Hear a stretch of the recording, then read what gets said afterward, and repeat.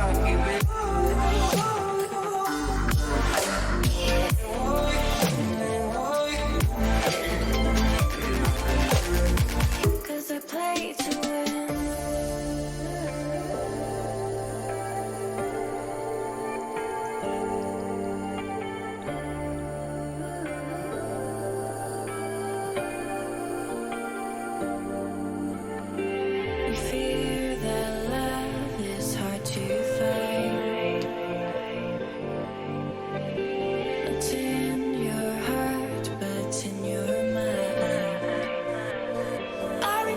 this game.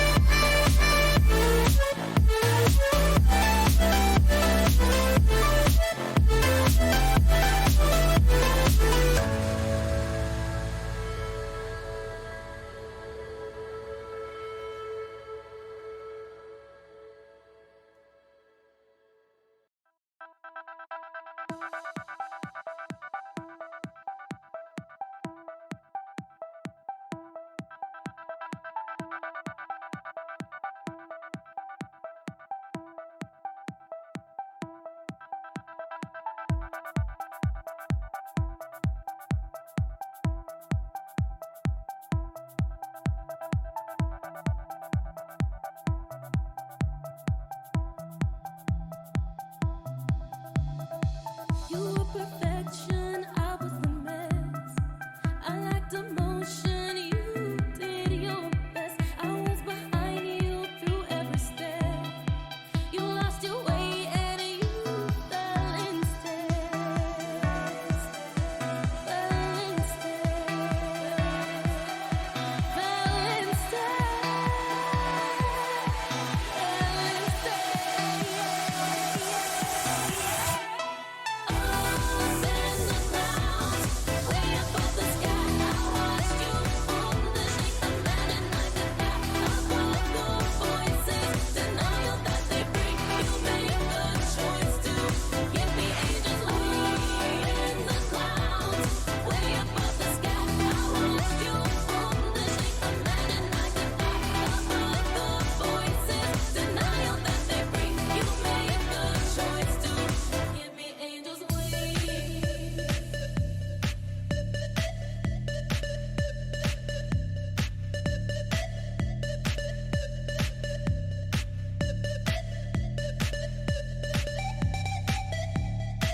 I never told you I could give it all away.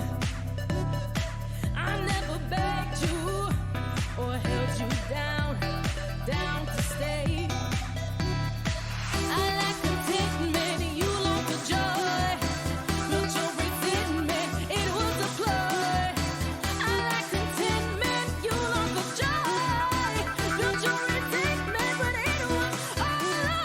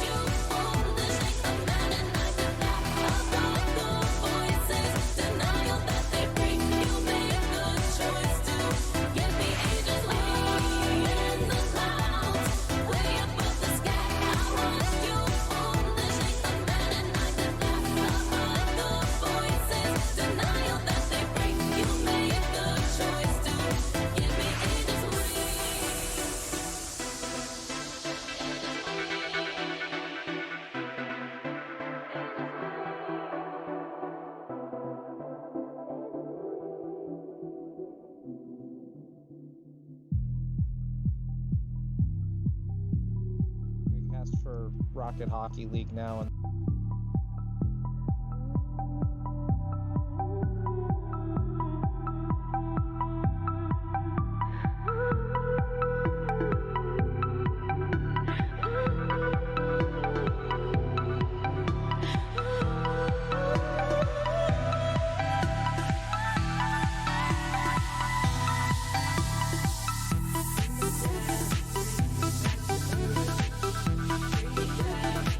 back to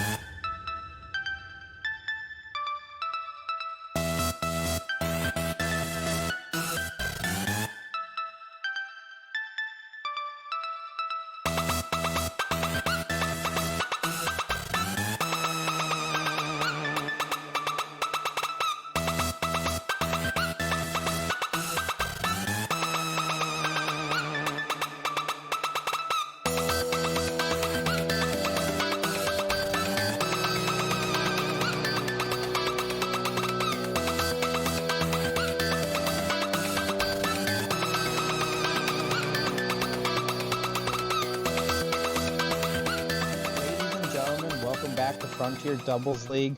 We're going to have some all-star action for you tonight. Starting off with the Expert League, it will be between the Stealth and Courage conferences. But I'm Blade, and I'm joined in the booth by Rhino Boy. Rhino, how you doing? Yeah, you are, Blade. It's a pleasure to be back on the casting booth once again, and the first time since coming back, I will be casting with you. I'm super excited. I'm also super excited that it gets to be in All-Star Weekend. It's going to be one hell of a game. We have some incredible players here tonight. I cannot wait to get going. Yeah, we really do. I can't either. And speaking of players for the Stealth Conference, we will have Mythicality, Jaquitl, and Feislow. And the Courage Conference will be represented by Busy, Tyler, and Draxes. But unless you have anything else to say, maybe let's get these guys in the lobby and get going. Absolutely. So we are going to get the people into the lobby right now, and Blade is going to be taking us through this first of potentially 5. We're going to go a best of 5, 3v3 game. Over to you, Blade. Yeah, and then just to continue on after this, we will have a 2v2 and then a 1v1, and then after those, if necessary, will be loser's choice games. But this ball is in the corner for Busy, who's going to try to drop this down and does. Tyler, very bad, getting a demo on Feislow there. Tyler's going to take this, dropping this to the middle. Gets a second touch, moves it around, Jaquitl with it, grabs the boost in the corner, sends it out, finds a second touch. Busy there waiting patiently on the backboard, and Feislow trying to make it a soft touch, and there are several players from the Courage Conference getting up for that ball as it's popped up in the midfield. Tyler trying to find it, and bumps there from the Stealth Conference as Feislow trying to clear it and can't. Drax is with it in the corner. And finally able to find a clear. It's been quite a bit of back and forth, not really any good chances just yet. Yeah, oh, that one could be. Oh, Jaquitl's Feislow, sorry, is going to be able to make that save, and Jaquitl's going to be on the follow-up. Yeah, it's a bit of a game of ping pong rather than Rocket League right now. A few mistouches, a few kind of communication errors, but we kind of expect that in an All-Stars game. You know, these are players who haven't played the season together. They don't really know how each other are playing, so you know, it's just a bit of a feeling out process right now. They're trying to find out how the other team wants to play, how each other want to play, and that's being shown in the quality of the game. But Drax is going to put that one into the bottom left for the Courage Conference, and they take a 1-0 lead. Yeah, just a good setup. Busy dropping that down to Draxus, tucking it in far side, and it was definitely a good starting connection for them there. Is with just under 3.5. The Courage Conference with the lead is Busy, knocks that into the corners, trying to follow it up with Feislow, trying to send this out front. Drax is waiting patiently, pops it out. Tyler keeps carrying this out as Jaquitl pops it into the sidewall. Busy trying to send it towards that stealth net. Cut off by Feislow, but Drax is cutting it off again at the midfield. It waterfalls down with a high bounce. Mythicality not able to get a touch. Jaquitl following it up, sending it out wide. Oh, hello. Yeah, and Jaquitl with it waterfalling down. Tyler just reading that bounce very well as the ball hops all the way across the field. Mythicality sends it up. Tyler stopping it as it's brought back around in the corner, and Busy trying to clear it out. Getting a demo there with Jaquitl.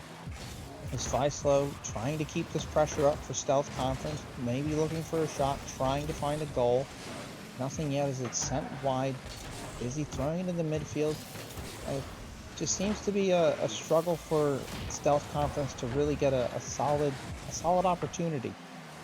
Yeah, it really does. They're kind of throwing the ball against the back wall and kind of trying to see what goes into the goal rather than seeing what sticks. And at the minute, the Courage defense is more than up to it, and that's a perfect example of a counter-attack from Drax, who gets his second goal of the game, currently taking Courage into a 2-0 lead. Yeah, just a nice shot putting it on target, and Stealth was not able to get back quick enough to stop that. As off the kickoff, that will head towards the Courage goal, but will be a little bit wide. Feislow trying to get that shot, can't find it, goes over the net. As Draxes will knock this down in the middle. Jaquitl go for a bump there, leaving it for Feislow. Mythicality to chase. Tries to send it in, does tuck that in. Yeah, great shot. That's a wonderful strike, and Faislo actually setting him up. He knew he didn't have the boost, but Mythicality did the pre-jump. There was definitely some comms going on there for the Stealth Conference there, and they're back in this. 1 minute 47 seconds left on the clock, and yeah, it could be very interesting between these two All-Star teams for sure. Yeah, Jaquittle getting a 50. I did not see who that was with, but sending it into that stealth corner is Mythicality trying to get it out. Faislo following it up, popping into the middle, busy the first to get to it, knocking it back into the stealth half. Busy with the miss. Jaquittle trying to pop that forward and can't. Does get it around one. Drax is there waiting, takes it to the air, gets it over Faislo, trying to leave it for Busy, but Mythicality meets and stops that. And Faislo again trying to center this and cannot do that. Oh. And there is a miss, but Tyler trying to follow us up. Drax is sending it down towards net. Faislo does hop up and get there. Coming down towards a minute. Jaquittle sending it towards the backboard and is cleared off. That was a close one. This is back towards the middle. Drax's soft touch into the corner. Mythicality popping it off the backboard. Oh, in front. nice. Jaquittle. Jaquittle with the goal, Mythicality with the assist, and that's exactly what Stealth Conference will be looking to do, right? Put enough balls into the box, give themselves all of the chances in the world, and eventually they do find the equalizer. It's 2-2 with 54 seconds on the clock. It looked like it was going to be Courage right from the start, but Stealth have brought this back. It's going to be a very interesting game to the end of this to the end of this one. Yeah, it was definitely a solid block of possession there for Stealth. Something that they hadn't had yet this game, as that ball's dropped down and Busy playing it off of that sidewall, where it's cut off by Draxus trying to send this back towards the Stealth net. And it's pinched by Draxus back to Tyler, who's going to try to play this off the wall. Mythicality waiting above the backboard, slowly plays it down for Faislo to chip this into the Courage half. Draxus finding the read off of the wall, leaves it to Mythicality as that ball squirts out onto the sidewall. Busy chasing this down into the corner, can't find a touch. Faislo. Draxus playing it up. Mythicality gets a clear here. Busy's gonna just decides to play that down. I thought he was making it for a catch. Ooh.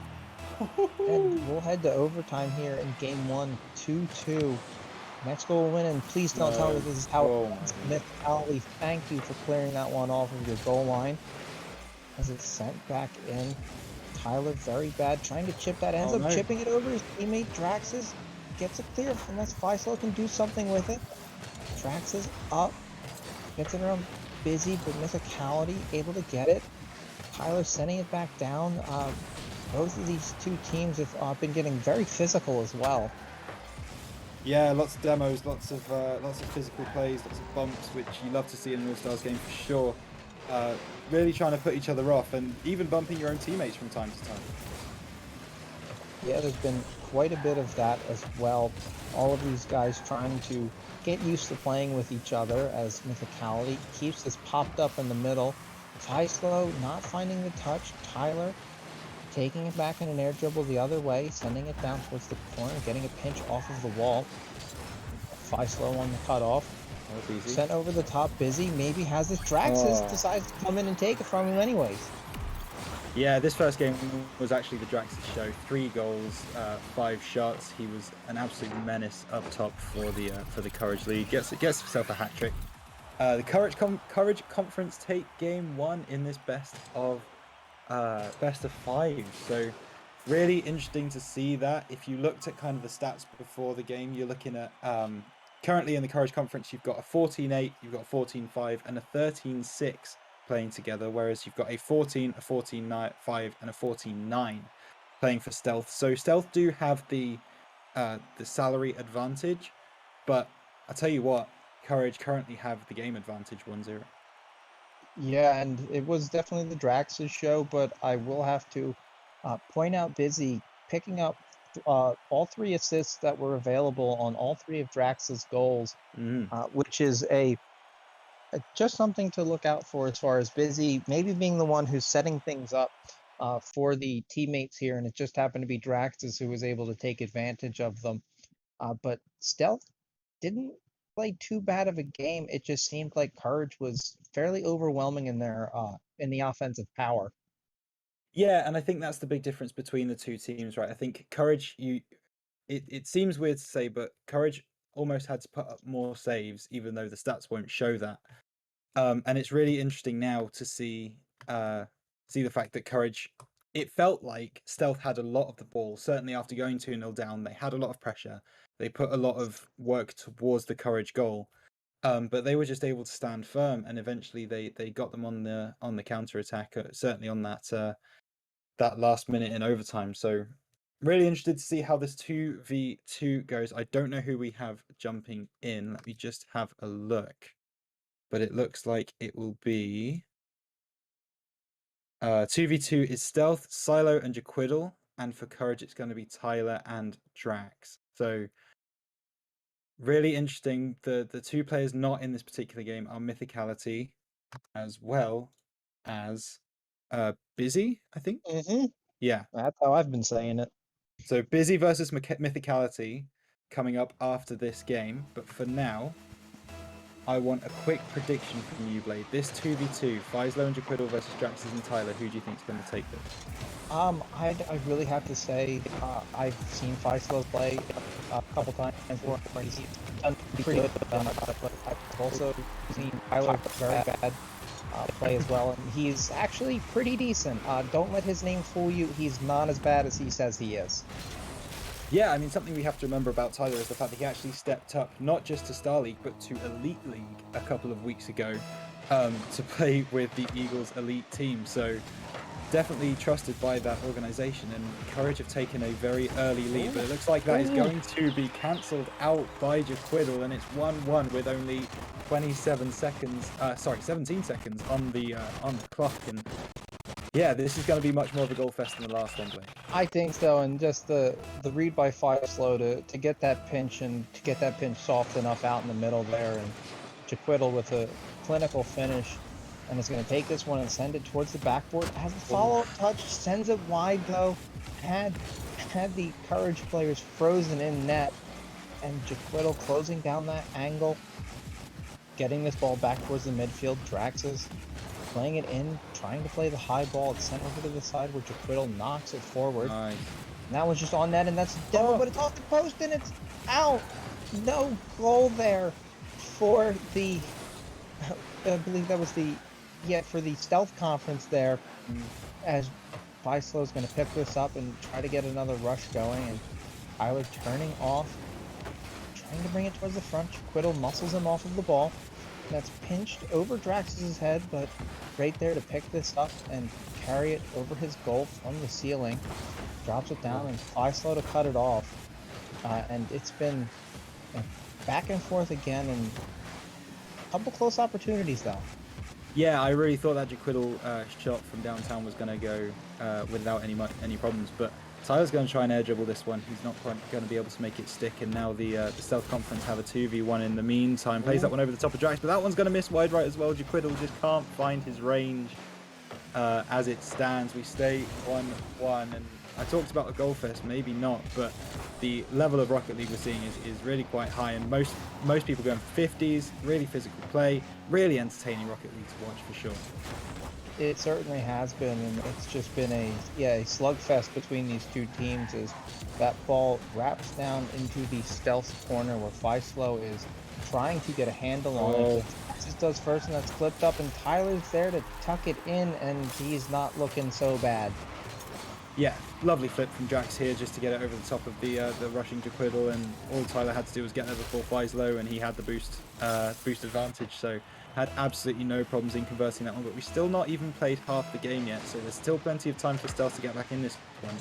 And there's an argument to say that they might need to sorry, not necessarily, but after this game, we are going to see the top Sal player in this All-Stars bracket, which is Mythicality for the Stealth side, versus the lowest Sal player in this All-Stars bracket, which is going to be Busy for the Courage Conference. So Courage kind of want to make sure that they're keeping their advantage here and taking a 2-win lead into that third game. But if Stealth Conference can win this here, then based on salary alone, not necessarily players or quality, but based on salary alone, then Stealth could be in a pretty comfortable position going into, let alone game 3, maybe game 4. Yeah, and it will be a definitely determining if Courage wants to try to take this second game, but that ball's up and Oh Drax yes, is Drax. just gonna double it to himself. What a play off of this. What a great first touch. Great read on that. Pops it in the middle of the net. Easy peasy. Jack says, "Who needs teammates?" That's a wonderful, wonderful solo goal from him. Pops it up just above the goal line. Really lovely. He knows he has the boost to make it onto that second touch and dunks it down onto the Stealth goal. So Stealth needing to get 2 more goals here if they want to see overtime and keep this game going. But at the minute, it's looking unlikely. Courage playing a really, really good game. Yeah, and Tyler's going to try to take this off, but yes, Stealth is going to need to try to figure out something here. Jaquittle cutting that off, not before Draxus can get there, and that's going to bounce out front, and Draxus is just going to tuck that in. I want to say that's a bump play from Tyler. We'll know more on the read. Yeah, Tyler gets his body there just in time, and gets Jaquittle out of the way. Faislow's nowhere to be seen. He's away from his own net, and all of a sudden it's 4-1 in favor of Courage, and they seem to have the Stealth Conference on toast at the minute. They really do, and it could maybe get a save. bit up in this one. Yeah, that was a fantastic save as Tyler puts that out for Draxus, maybe trying to find a fifth here. That's just going to bounce all the way back, and they Stealth misreads that, and Draxus does find it and gets that fifth there for Courage. Yeah, that's a rough one. You're not going to want to watch that again if you are part of Stealth Conference, because Jaquittle and Faisal both had chances to clear that ball and unfortunately just weren't able to, and it's 5-1 to Courage. So now my concern is Courage look like they're going to go 2 games up, right? It's the best of 5, so the next game, it is all on that game. And if I'm Mythicality sitting in the wins, I have to win that game for Stealth Conference, right? He has played extremely well this season, and he might not feel the pressure, but it is going to be a pressured situation. That's so nearly a great goal from Courage again. But we'll just have to see how he responds to this game and how it went. Yeah, as the Stealth trying to get a nice play here, and that's center in the middle, but Faisal rotating back on that one. Drax is on the pre-jump, finds the block on that clear, but Faisal finds the demo on Drax. Drax just used a lot of boost, didn't manage to get a whole lot done, and that's sent off to Drax with Jaquittle clearing it wide. Faisal does get a touch, has to turn and wait on this ball. He's going to try to play this backwards into the middle, and Tyler scoops it over top of Faisal. But Tyler there to catch it over top of the backboard, drops it off for Drax. Oh, that's the end. Just yeah, that's a that's a rough one. Yeah, if I'm the stealth boys, that's definitely gonna get in my head, that one. Courage giving them a freebie to make it 5-2, and I'd be real mad if I was in those stealth comments right now. Yeah, certainly. They might. Oh, I thought that may have had the angle to go in on that one as well. But yeah, that's Courage taking a 2-0 lead, leading into this 1v1. Yeah, this 1v1 is gonna be real tasty. As I say, we've got Busy, who is currently the lowest sell player in the server, sitting at a 13-6. Mythicality, highest salaried player, 14-9. Really, really interesting game now to see what these salaries mean, really, if anything, and if Mythicality can save this series for the Stealth Conference, because essentially that's what he needs to do right now. Yeah, he's gonna have to do that. I don't know if either of these players play much ones, but I have a feeling that it may come down more to that than necessarily the salaries. But I could still see Mythicality maybe just coming out and being the better player. But we'll also have to see if there's any bit of nerves, knowing that it all comes down to him. It's all on his shoulders to keep his conference in this. Yeah, I just want to bring up some stats about both of these players before we get into this third and potentially final game.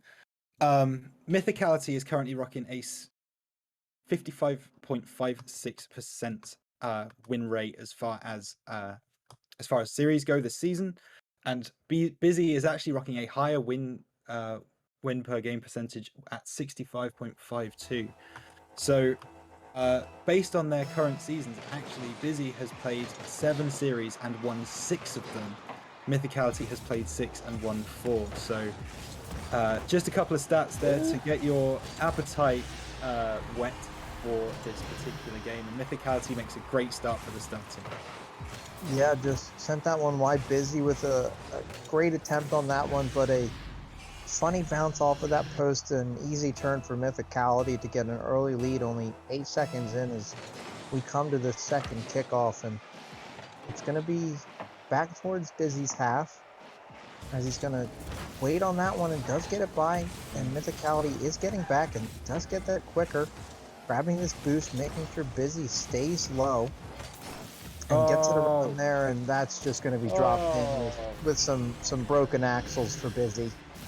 Yeah, you're not kidding. Broken axles all over the place. That's a wonderful turn on the ball from Mythicality. He's so good mechanically, and he's just shown it off there. 2-0 for the Stealth Conference, and it looks like we might be going to Game 4 already. I don't want to talk too early. I know there's still a long time left in this game, but Mythicality showing up, that's for sure. I see here in chat that Mythicality was the 1v1 Titan champion. And as Chris then continued, this will be good. I mean, I think if you're maybe anybody but Busy, I think that could be the case. But Busy does get one back. Hello. Yeah, he's going to keep it interesting. In chat, Myth never loses. That's a lot of things to say. But yeah, Busy also making a very good point that he is not bad at Rocket League either. He is a pretty good player, and that goes to show it. Really nice find into the bottom right hand corner. Just plays it round Mythicality. Kind of the only place where he wasn't going to be able to put a save together. So really nice from Busy. Good awareness, and now he can try and close the gap. But it looks like he won't be able to if Myth scores this one. Yeah, I think he just overextended there, trying to go for that air dribble and get that flip reset. Mythicality just waited, let him play it, and drove the ball back on the other end. And I will say it is mildly confusing that Busy has a black and yellow decal on the blue side, just throwing me off ever so slightly. As Mythicality's just going to play this forward and let Busy take it back to his own corner. Pressing up lightly, but he's just going to retreat and let Busy do his thing in the air. Just he's looking very patient. He's going to keep it in the middle there and might be able to beat him out. Oh, Busy with the miss. Mythicality on the turn does have it and is going to extend that lead to 4-1. Yeah, I think that's based on the fake. Mythicality looked like he was going to go for that ball. Busy wanted to go for the challenge and wasn't kind of overcommitted for it, and Mythicality just scoots around, gets his boost, and that's why he's the 1v1's champ. He is absolutely rocking this game right now and showing a real understanding of ones, which in a doubles league is not very common, but Mythicality is doing it justice here for sure. Yeah, it's been, and Flash, not being flashy isn't a bad thing, but Mythicality's just doing all of the basic things right. Just challenging at the right time there, not letting that ball get out in front of that post.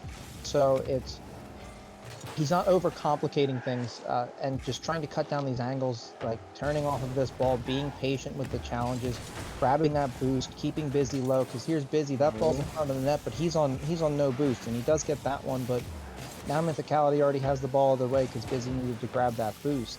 Nice. And he's gonna pinch that, off the back wall. Mythicality throwing it towards net, it's wide. Busy knocking it over. The way Mythicality turns on the ball is really something to behold, and again, mechanically, he's so good at that. Busy scoring a brilliant aerial goal, and I do not want to take away from that, but Mythicality able to convert defense into offense super quickly the minute that he sees Busy is even slightly away from the ball, maybe even with a miss hit or something. The way they are able to turn and convert just small little mistakes from Busy is really cool to see. But Busy getting a goal back, and now we have a 4-2 game with about half the game to go. And Busy, that one might be on target. That was cheeky. That was very cheeky. You don't expect him to turn on that ball for sure, but he is able to do that, and just about gets past the bonnet of Mythicality. There's a game on our hands now, Blade. I have to say that it looked like some really quick thinking from Busy. I think Busy's first plan of action there was to pop that ball off the wall and go for it, and I think he may have just misjudged that angle and made a great play turning back down and just sending it towards net. Had Mythicality caught off on that wall and No might be able way. to equalize it here if he can do that, and he Oh, is. Busy's gonna bring this one back and tie it at 4, and Busy getting some solid bounces, some simple play, and great read playing that off the wheels of the car to keep that ball low and soft. yeah, this is really interesting now. So there's 2 minutes and 10 left on the game, and if I'm Mythicality right now, I'm pretty stressed because I know that if I lose this game, that's it. South Conference loses in a 3-0 fashion, which is not something that you want to happen. But Busy has really started to show up now in this last kind of minute or two, and is putting together some fantastic challenges, making some great saves, capitalizing off the mistakes that Mythicality is making, which is something that Mythicality was doing to him in the first minute or two of this game. So the tables have almost turned on this one. It should be really interesting to see how this game ends. Busy goes for that one. If that one had been on target, he would have been up, but unable to get it on target. And now Mythicality can try and bring this one away and get an offensive move started of his own. Yeah, Mythicality did a great job getting some boost steals, and yeah, Busy almost had one against the run of play there, and Mythicality's going to send it wide. Busy does get the touch on it despite Mythicality getting that demo.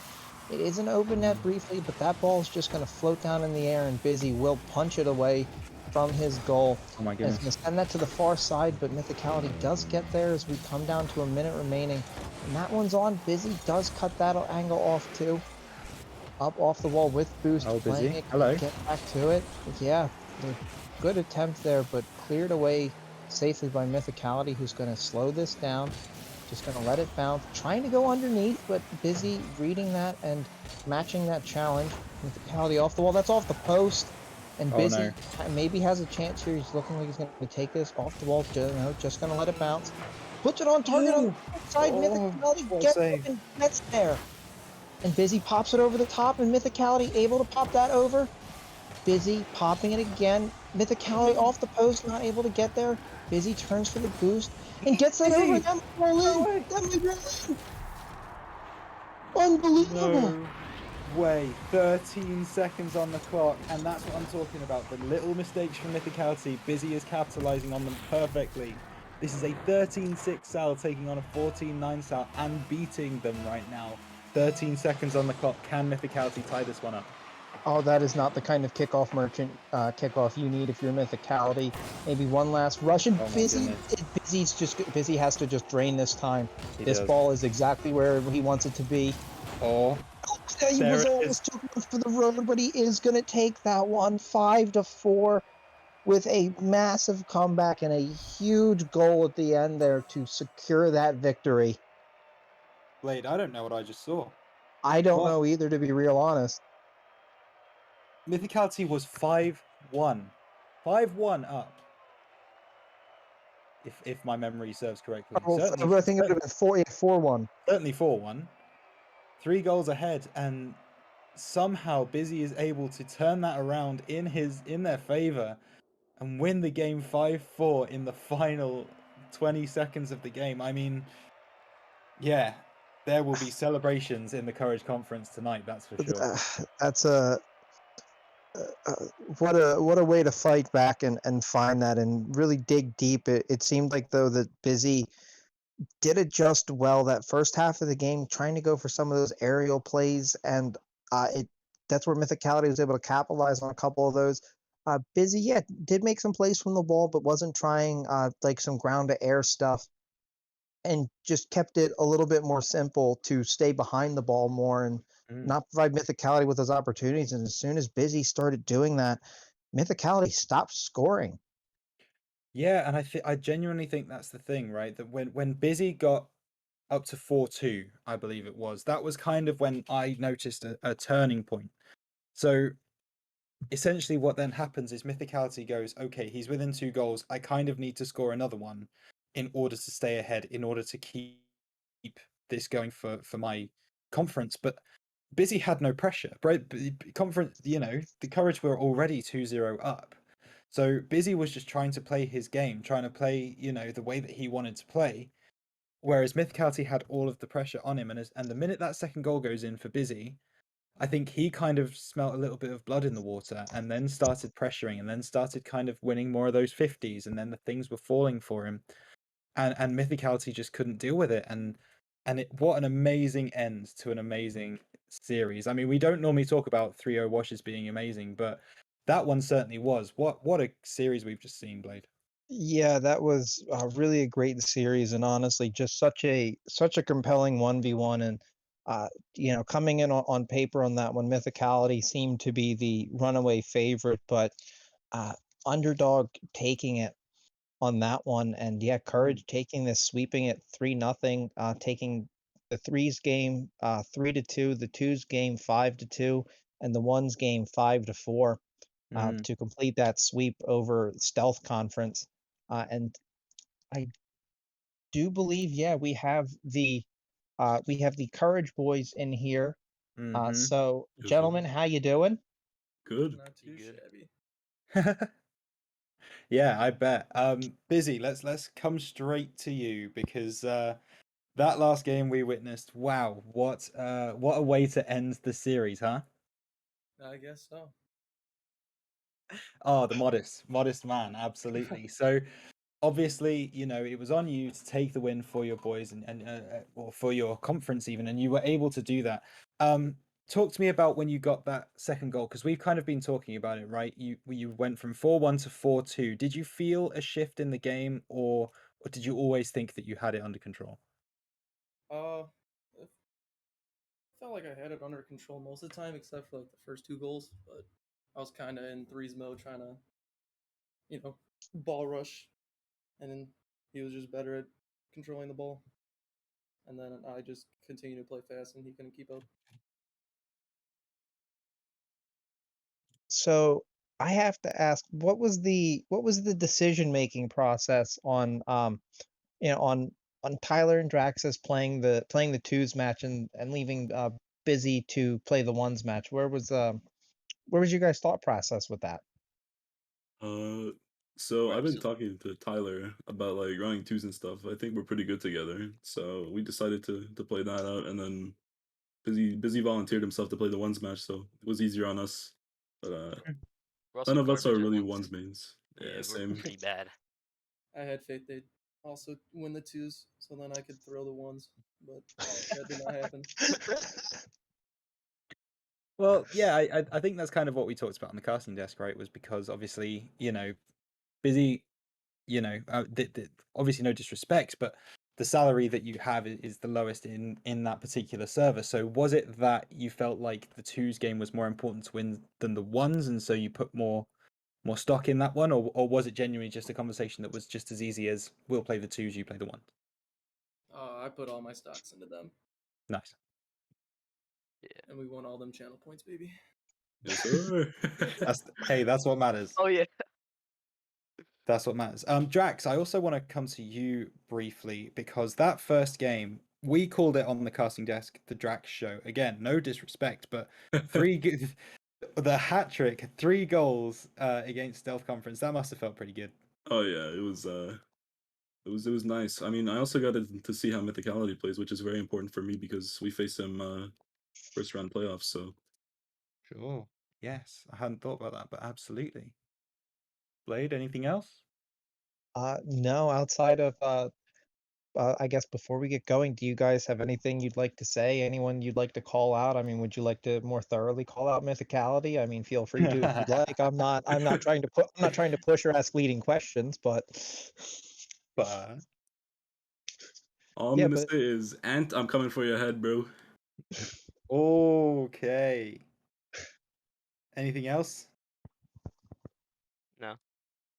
I'm just gonna let my game speak when I'm just we play going to Coyotes next week in the playoffs. All I'm saying is that Excellent. we're ready. Good stuff. Well, that's all from me, Blade. yeah, well, and that will be all that we have for now for this expert all-star game. Please do come and join us, I believe at 8 o'clock for the Star All-Star game. Yeah, we'll see you then. See you there. Alrighty.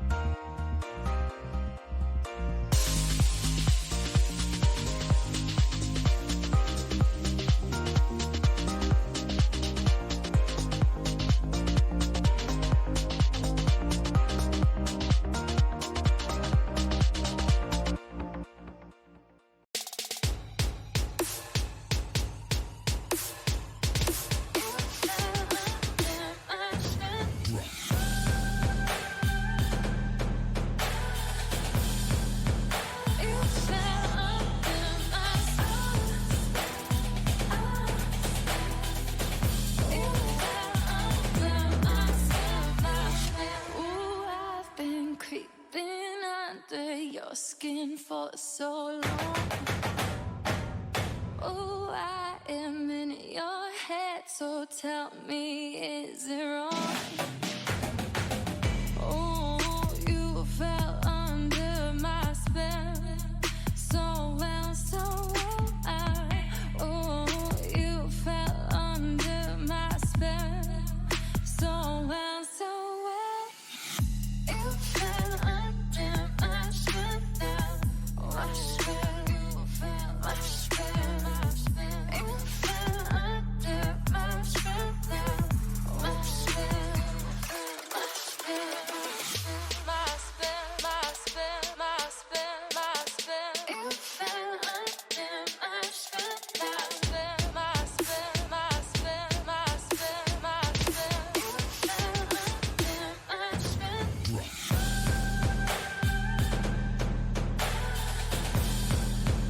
You fell under my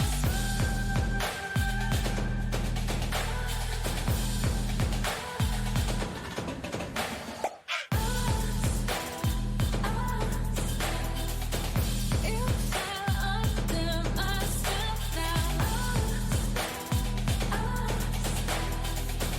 You fell under my spell, my spell. What I feel, my spell inside, my spell. I know is right. What I can, my spell, and I hide, my spell, my deep under my spell, my spell, my spell.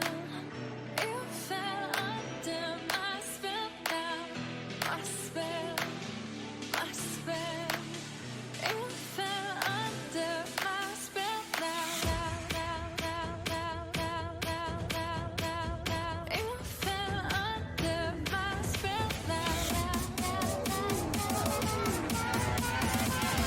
You fell under my spell now.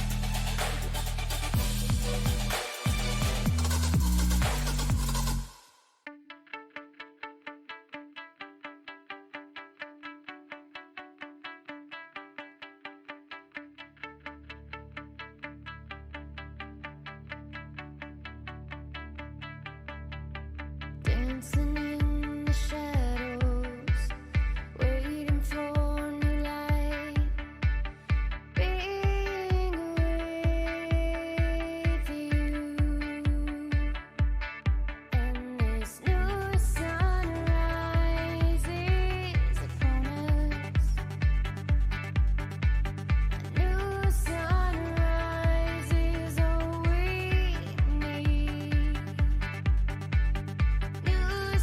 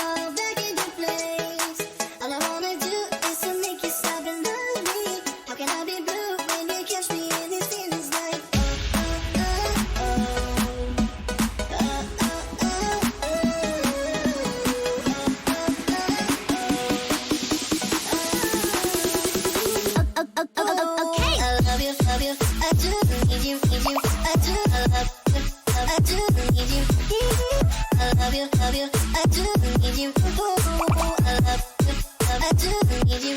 Ooh, I love you, love you. I do need you, need you. I do, I love you, I do need you.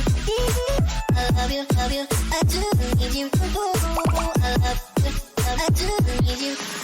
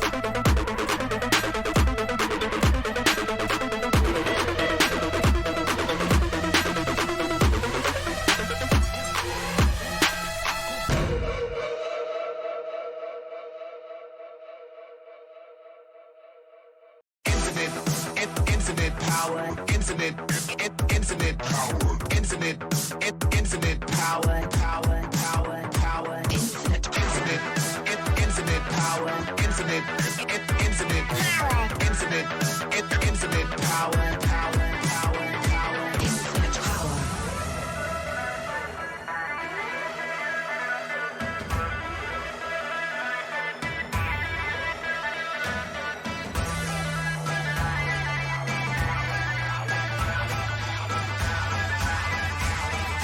Infinite power.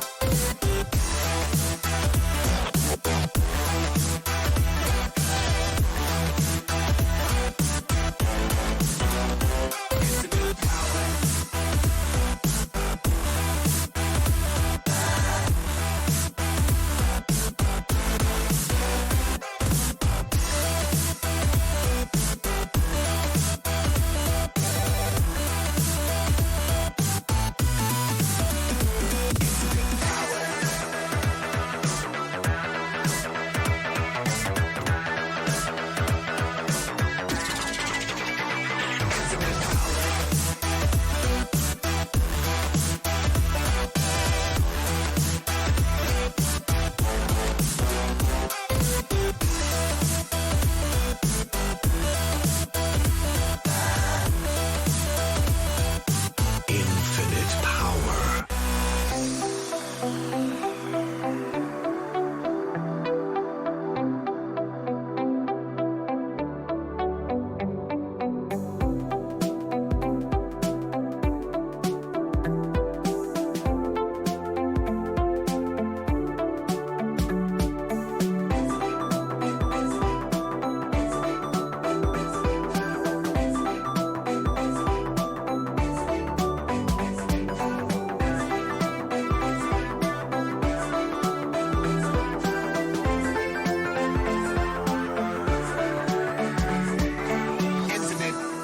Infinite power, infinite, infinite power, infinite, infinite power, power, power, power, power.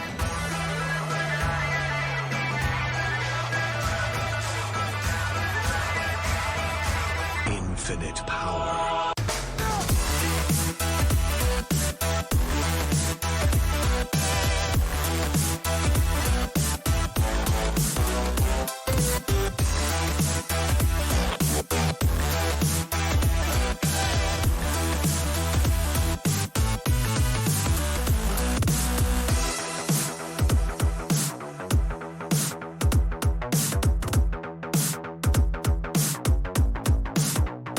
Infinite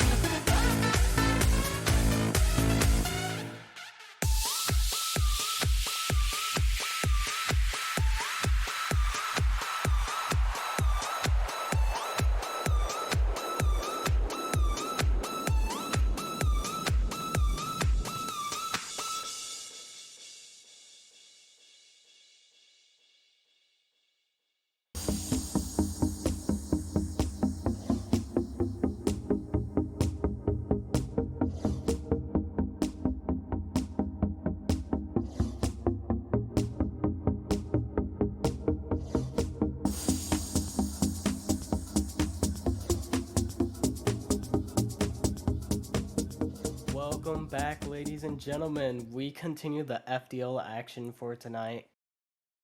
Right here with Star League, where we got some Star League All Stars. I am your caster for today, Debbie, and I'm joined alongside a lovely friend, Rhino. How are you doing? You know, Debbie, this is the second week in a row you've called me lovely, and you've really got to be careful because I'm going to start thinking you're hitting on me. But besides that, I'm doing really well, thank you. I'm very, very excited for this Star League game. Cannot wait to get this underway. We have some excellent talent, excellent Rocket League talent playing for us tonight, so it should be really, really exciting. Yeah, I'm excited to see what these players have in store. Kicking things off here in game 1 with a 3v3 from Courage Conference. It looks like we have Tunloink, Laggy Puppy, and Gamer Gabe. While on the stealth side of things, we have L, Dark, and Esto coming out. Yeah, very very interesting lineups coming out here because what some of you might not know is that as part of the All-Stars weekend, we actually have 4 players each from Stealth and Courage respectively. So after this game, we will have a 2v2, and then after that game, we will have a 1v1. But I believe in the 2v2, the players not playing in this particular game have to play. So that means we will see Shade and Flushi in the 2v2s, if I am not mistaken. So let's jump straight into this one. And Debbie, how about you start us off? Yeah, right here it looks like we have Laggy Puppy with Laggy an Puppy. opportunity, Oh. but L is gonna get in the way. Oh my!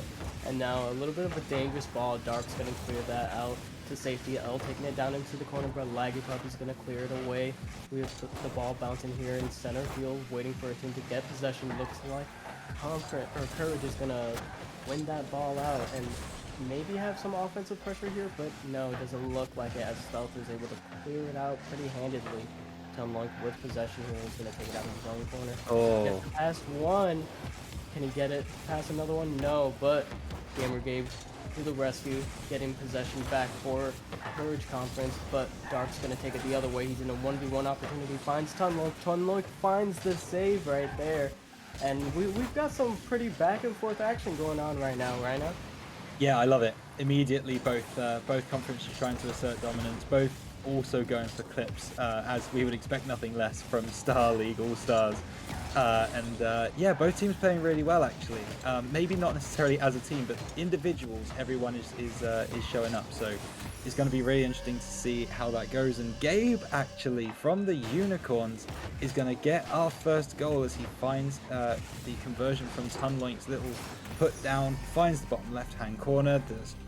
The Stealth defense cannot do anything about that, and we have a 1-0 lead for Courage. Gamer Gabe actually being from the Seagulls. Coming here representing them. I would like to apologize. The information on FDL website is wrong. It's all good. This is the All-Star League right here. Bunch of players with amazing skill sets trying to prove why they're the best of their conferences. Ooh. Okay. Getting physical with Stealth Conference, that's for sure. It's really interesting now to see Stealth's response to this, right? Stealth need to pick up a goal, and they need to do it quickly. Dark's going to try and do it there, but he's not going to be able to convert. L's got a free shot on goal, but Gabe and Laggy Puppy are going to combine to make that one quite difficult for him, and Laggy's going to bring this one forwards. Now with Esto playing it over the top of Laggy though, and Dark has a free net. He is going to be able to find the conversion just about. Oh, Psionics, that almost didn't go in, but luckily for Dark, that one did find its way into the net, and we have a tie ball game, Debbie. Yeah, and I was waiting for Stealth to take advantage of Courage Conference. You know, all these players coming from different teams, maybe not having that synergy and chemistry down. I've seen a couple of double commits coming out from Courage Conference, and it finally pays dividends for Stealth. They were able to capitalize that, and Courage Conference trying to set up a little bit of a counter attack here.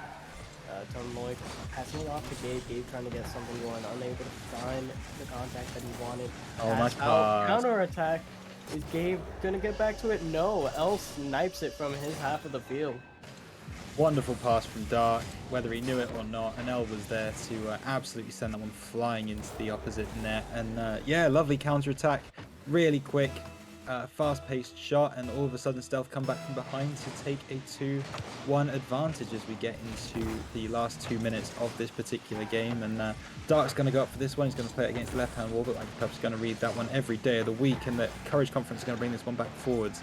But the 3 members of Stealth are going to combine on that one to make the save. Gabe trying to get this one forwards. Laggy goes up. He's looking for that second touch. He is going to get it. He's going to drop in a very awkward position, and Tunloik's going to be able to convert that one. And now we are back to the tie ball game once more, with Laggy Puppy doing a nice bit of work there. Esto not in a defensive position, and Tunloik able to convert. Yeah, what a lovely setup right there from Laggy Puppy, and L getting the bumping him off there, trying to get that ball to safety, and it did not pay off for Stealth Conference, as Courage was able to tie things up here, as looks like Laggy was going to leave that ball for Gabe, who's boost with there. Now Oh, Laggy. over. Unable to recover. Oh, he was able to recover. Oh my, those mechanics paying dividends right there. And Tunloik able to close off that opportunity right there and put the Courage Conference up by 1 goal. Oh, that movement from Laggy Puppy was naughty. Absolutely ridiculous. The flips coming out from that man, perfectly executed to make sure that he was in a position to block that 50 and set the ball up for Tunloik. I don't think Stealth Conference expected that, but Courage might not expect this one as it comes straight towards their goal. But Stealth are going to pick this one back up on halfway, and now Dark's going to fly through the areas he does so well. That one was aiming for the top left corner, but it's not going to kind of quite find its way there because Gabe was there to make the save. And now Esto trying to find a teammate. L wanting to get this one back into the middle. Gabe trying to stop him from doing that, and he is able to do so. Dark waiting on halfway though. He's going to send this one back towards Courage's half, and now he's trying to beat 2 players. He's not going to win that numbers battle, unfortunately, this time. Now Esto missed that ball in midfield. Laggy Puppy wins the 50 against Dark, and now Stealth have a problem. L gets up. He's able to make that defensive play, and now they're all of a sudden back in defensive position. So Courage is going to be difficult to break this one down, but no, it is not. Gabe finds a way through the smallest of gaps at that near post, and Courage look like they're going to take control of this game 4-2. Oh my, what a recovery there from Gabe, going off of the wall and then I'd flipping to get back to it and to the ball, and finding the Stealth players there a little bit awkward in net, forcing them to own move. Wow, what a play coming out from here, from him right here. Looks like he's gonna gain possession, try to get it past out. Now Laggy Puppy's gonna dump it off, looking for Gabe. Gabe gets the shot off. Nice little redirect 1-2 play coming out from Courage Conference. And you know, my comment earlier about these guys not having synergy maybe is proving to be false right there, as they're connecting with these infield passes. Yeah, that's a wonderful pass, and he just is able to get his bonnet in front of the defense of the Stealth side. And it looks easy, but that is really difficult to execute. So big credit to Courage for being able to get that goal, because as I say, it's not easy. Speaking of not easy, Laggy Puppy, oh my goodness, with that air dribble, looked to really cause some havoc there. But that ball's going to drop straight away as the buzzer goes, and Courage take the first game, which, it has to be said, if the rest of the All-Stars games is anything to go by, does not bode well for Stealth Conference, Debbie. Just like you said, it's been nothing but sweeps so far in this All-Star event. You know, starting off with Origin League, going to Adept, and including Expert, nothing but sweeps. And if Courage won this one, you know, like you said, this does not bode well for this Stealth Conference. They're definitely going to have to try and bounce back here in Game 2, which will be a 2v2. And It will be a 2v2 indeed, and you've got to look at that score for Courage, right? I mean, obviously Gabe is going to get a lot of the plaudits for 3 goals, but even Laggy Puppy sitting at the bottom of the scoreboard, he had an incredible game, some brilliant solo plays, incredible just aerial dribbles and blocks. He was integral to that team, so they really played as a unit. I think maybe that's where Stealth kind of lost this game for me, Debbie. yeah, I would have to agree. You know, we saw those little infield passes, and like Laggy Puppy with 3 assists on that game, definitely helping to set up the scoring opportunities for Courage. Let's see if that keeps up here going into Ooh. this game. So I have Thank you. received word that the twos here for Stealth, it's Flushy and Dark, and for Courage, it is Shade and Gabe. So that's who we are looking at right now. We get to see our first look at Shade and Flushy this evening, see how they are playing. And then, yeah, as I say, Gabe and Dark are going to jump back into some twos action. So could be very, very interesting this game. The Sal's actually look relatively similar. So we've got 3 16-4s playing for us right now. Shade, Gabe, and Dark. Flushy is sitting at a 15-8, but he has had one incredible season. 5 series wins, 0 series losses on the season for the Coyotes. So we'll have to see how that works out. Debbie, Shade and Gabe versus Dark and Flushy. Who do you favor? I think I'm gonna favor Shade and Gabe. We saw Gabe absolutely popping off right there in that previous game off of Laggy Puppy being able to create all those time and space and opportunities for Gabe to capitalize on. He was able to really spread the defense thin, and I don't think that Gabe is gonna be missing out on that same type of play style with Shade here in this game. Shade being an absolutely mechanical monster in Starling. Oh yeah, you are not kidding. Shade can do everything, and just as if he heard what we were saying, that is a wonderful example of the things that Shade can provide you. Brilliant read off the wall, nice aerial up first, takes the initiative. Courage take the lead 1-0. Yeah, that nice little pickoff goal that Shade was able to take full advantage of, you know, catching them slipping a little bit, and it looks like Elf might be able to catch Courage, looking unable to capitalize on that opportunity, and now it's going to be a counterattack coming out from Courage, and they're able to convert. Shade once again with the pass coming out from Gabe. This pass from Gabe, I don't think that can be understated. That's right in Shade's path. That's exactly where he would have wanted that. He couldn't have placed it any better. He probably felt like he was in training mode and it was getting passed to him. Like that's crazy from Gabe. And certainly for two players who haven't played together for that long, haven't played the season together, that is pretty good. But Dark's always good for a goal, and there's his first one of this game. Yeah, quick response here from Stealth Conference. Looks like Gabe relieves on the possession for the ball right there, thinking that Shade will be able to get contact right there, but instead the ball bounces off the corner of the floor, and Dark able to take full advantage. Now with a neutral kickoff, Dark's gonna have possession yet again. Can he make magic happen 2 times in a row? No. Gabe able to turn it away, and he gets the demo. Now Shade has an open net to shoot at. That's pain. That's pain right there. You're just like, okay, I'm gonna stop the ball here. I'm gonna go up for the challenge. It's gonna be great. I've got no. Oh wait, no. I'm out the server. I'm demoed. Oh no, this has not gone very well. And that's exactly what Flushy's head just went through there. So I hope you enjoyed that look into Flushy's brain. As we move into the rest of this game, not even a minute on the clock yet, as Courage have taken a 3-1 advantage against Stealth. It could be more if Shade has anything to say about it, but that ball's going to be pushed by the left, and Flushy's going to try and bring it round the side. Dark's going to get up for the aerial, as he is always one to do, and he is going to beat Gabe in the air, but he's not going to be able to get that second touch, and Shade is going to be able to get that over the top of Flushy. And now it's a 2 versus 0 for Courage Conference. That ball's going up in the air. Dark needs to get there before Shade. No, he doesn't, so Shade's going to miss it as well, and Flushy's going to be able to get rid of the ball. He almost isn't. Dark with a fantastic save, though, and Gabe's going to try and regain some control for Courage.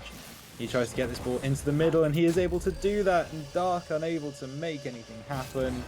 And all of a sudden, Courage 100% take advantage of this game as they take a 4-1 lead. Yeah, and you know, I really thought that going into this game with Gabe having that spectacular performance in Game 1, that Shade was going to be the one providing that support for Gabe, but instead it looks like the roles have reversed, with Gabe being the facilitator in this match and Shade just turning in every single opportunity that he can. Yeah, Courage are playing really, really well right now. Yeah, they're winning a lot of their 50s. They're challenging at the right times. Their rotations are pretty on point as well. We've very rarely seen either of them out of position. So it's a tough game for Stealth right now as it stands, but the problem with them scoring so many so early is that there is still a lot of time left in the game. So you know, if Stealth were able to find a goal, maybe 2, then all of a sudden we're talking about a completely different game with still a lot of time on the clock to make things right. So this game is not over by any means, Debbie. Oh, and you are 100% correct. And we've seen our fair share of comebacks in Star Shade. League. Shade. Oh my gosh. Dark with a quick shot right here. He's able to pin it away, send it off to his corner for safety. Fushi's going to take that away now. Shade has to defend. Able to get the touch. Gabe gets a second touch. Flow ball right here. Stealth is able to keep possession and offensive pressure. Quick shot. Gabe able to just get back to it. Oh my. Looks like Stealth is starting to come alive here, you know, just like you were saying, and still with plenty of time left, they can definitely make this comeback. Yeah, but the big thing here is that Courage defense is standing strong, right? I mean, again, we talk about the rotations, you know, when one person makes a save, we know they're going to be out of position, so we need to take a shot and make it so the other person is in net. And Stealth, as much as they're peppering the Courage goal, at the minute they're just not able to make anything stick, and that is all down to the Courage defense. So they're playing really well right now and just running down that clock, and that's exactly what's happening. So 4-1, and now all of a sudden we have, oh my goodness, Oh my, what a 1 save. minute 40 on the clock. That's an incredible save from Dark. He just makes it look so easy, and he might just be able to get there before Gabe, but Shade's going to get there in front actually, and Flushy needs to get in front of Gabe on this one. He is able to do so, but he gets demoed in the process. Stealth will not concede though, and Dark's trying to get through this one in the air. He's going to drop down in a bit of a weird position. Shade doesn't quite win that 50, but he does enough to put Flushy off, but that ball is not on net. And now Stealth wants to continue this pressure, and Flushy is able to do that, but Gabe sends this ball high on the left. Dark's getting back into a defensive position. He goes for that 50. Shade's going to be in the middle though to receive, and he's not quite going to get the read on it, so Stealth are going to be able to come forward much more. But with only a minute left, Debbie, I'm not sure there's enough time for Stealth to get back in this one now. Yeah, 3-goal deficit, Oh, and with double Gabe getting kill. all these demos, it's definitely going to prove pretty tough for Stealth, and it's definitely Shade. it's definitely going to continue this this curse, this trend maybe that of sweeps here in our All-Star event. Definitely not what we expected with such like high well, what's the word I'm looking High for? skilled players, yeah. Yeah. Absolutely. I mean, yeah, Pedigree. Dark's going to make it seem as not as bad a scoreline as it maybe could have been with 20 seconds on the clock. I mean, 2 goals in 20 seconds is doable in Rocket League. We've seen it done, but they're going to need a kickoff goal. They're going to need it quick, so let's see how they are able to respond to that goal. Yeah, 2 goals in 20 seconds is a tall order, but it definitely can be done. And they're going to start off as a play right here, which is going to miss contact, but can't stick close to the ball right here. Shade is going to have an opportunity to keep pressure and waste some more time. Fushy's going to send it up. Gabe's going to get in the way, looking for a second touch. Oh, Shade with a Shade. shot on target. Dark able to turn it away, but it was not enough. And Courage takes another game here in this series. Dark's still playing out of his mind. Like that last save there, he's made 6 saves in that game, and they've still lost 4-2. Like that's pretty rough. And Flushy coming in seemed like it was pretty cold, unfortunately. Maybe not warmed up, but still hit some really good shots. Made a good display for Stealth. Unfortunately, it wasn't enough though, and Courage take a 2-0 lead. Remember, this is a best of 7. So Courage still need to win another 2 games, and right now we are going to go to a 1v1, and we will see who those ones are in a moment. It's very, very interesting. What this does mean is that neither Shade nor Gabe can play in this one's game, and neither Dark nor Flushy can play in this one's game. So we will see either L or Esto playing for the Stealth Conference, and we will see either Laggy Puppy or Tunloink playing for the Courage Conference. And it turns out it will be L for Stealth, and it will be Laggy Puppy playing for Courage. So Laggy versus L. We have a 16-7 for Courage playing a 16-8 for Stealth. So the Sal's pretty close. Could be a very, very tasty ones game, Debbie. Oh, absolutely. I'm excited to see both of these players, both with some mechanical prowess, especially Laggy Puppy. So if they get enough time and space, I'm really excited to see the plays that they're able to produce.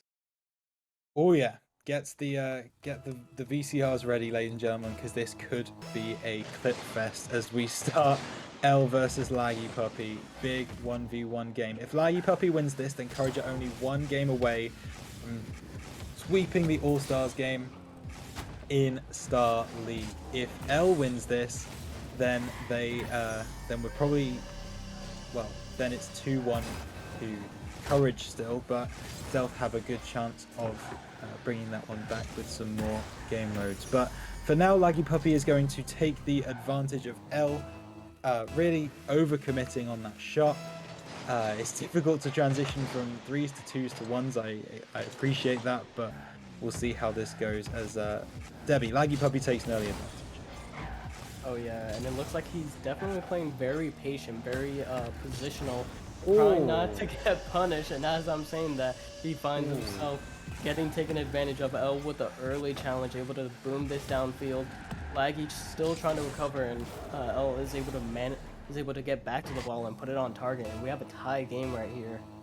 Yeah, that angle was nuts from L. You should not be able to score from where he just scored from, but he was able to do that, put it on net, and Laggy Puppy was still trying to retreat, so able to make that one stick and get us into a tie ball game situation. Now Laggy Puppy's having to retreat. He's got to come back on this one, but L is going to convert Laggy Puppy off up the wall on an adventure through Neverland, and he's not going to be able to make it back in time to make the save.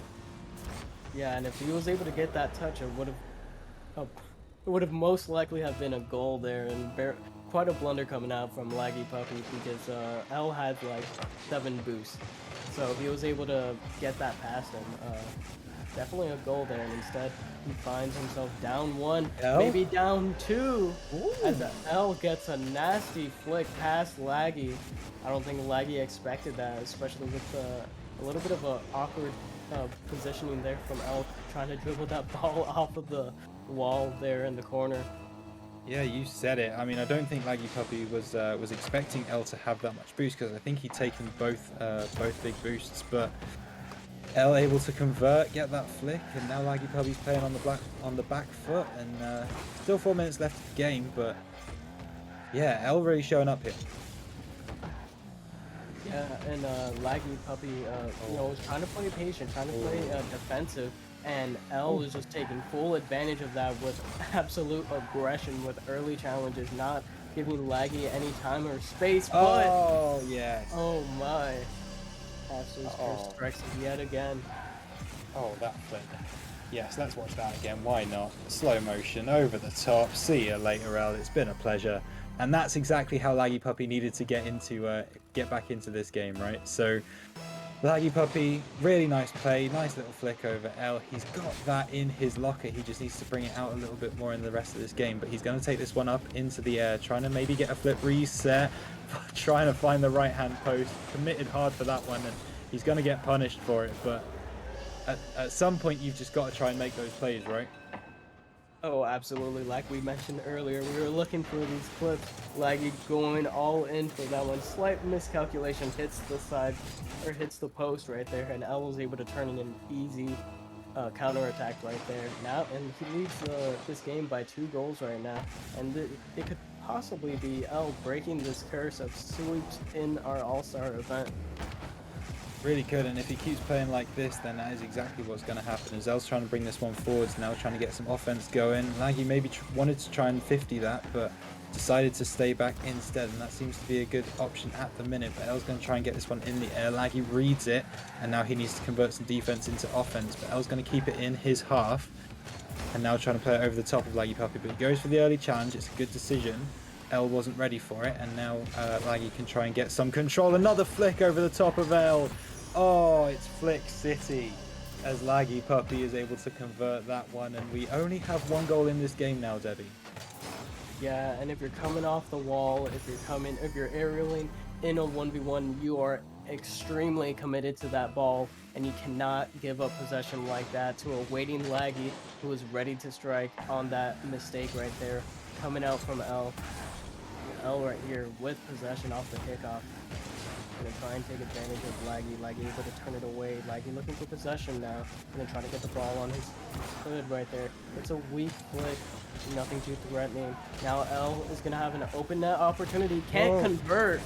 And now Laggy's gonna have some time and possession right here to do what he wants.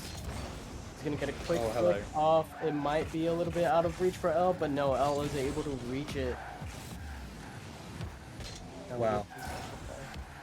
Yeah, that was a really nice flick attempt again from Laggy. L just had enough boost to be able to catch up to it, but Laggy's really trying to put on this pressure now. 2 minutes left on the clock, and he's really trying to get those flicks. He's really trying to make L think about the defense.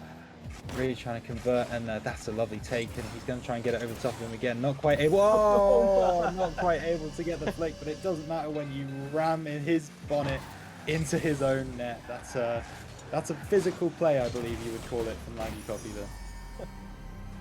Quite a heads-up play coming out from Laggy right there. Doesn't get the flick that he wants, but says instead, you know what? I'm just gonna boost straight into the goalie. I don't need to do anything else if the ball's already on target.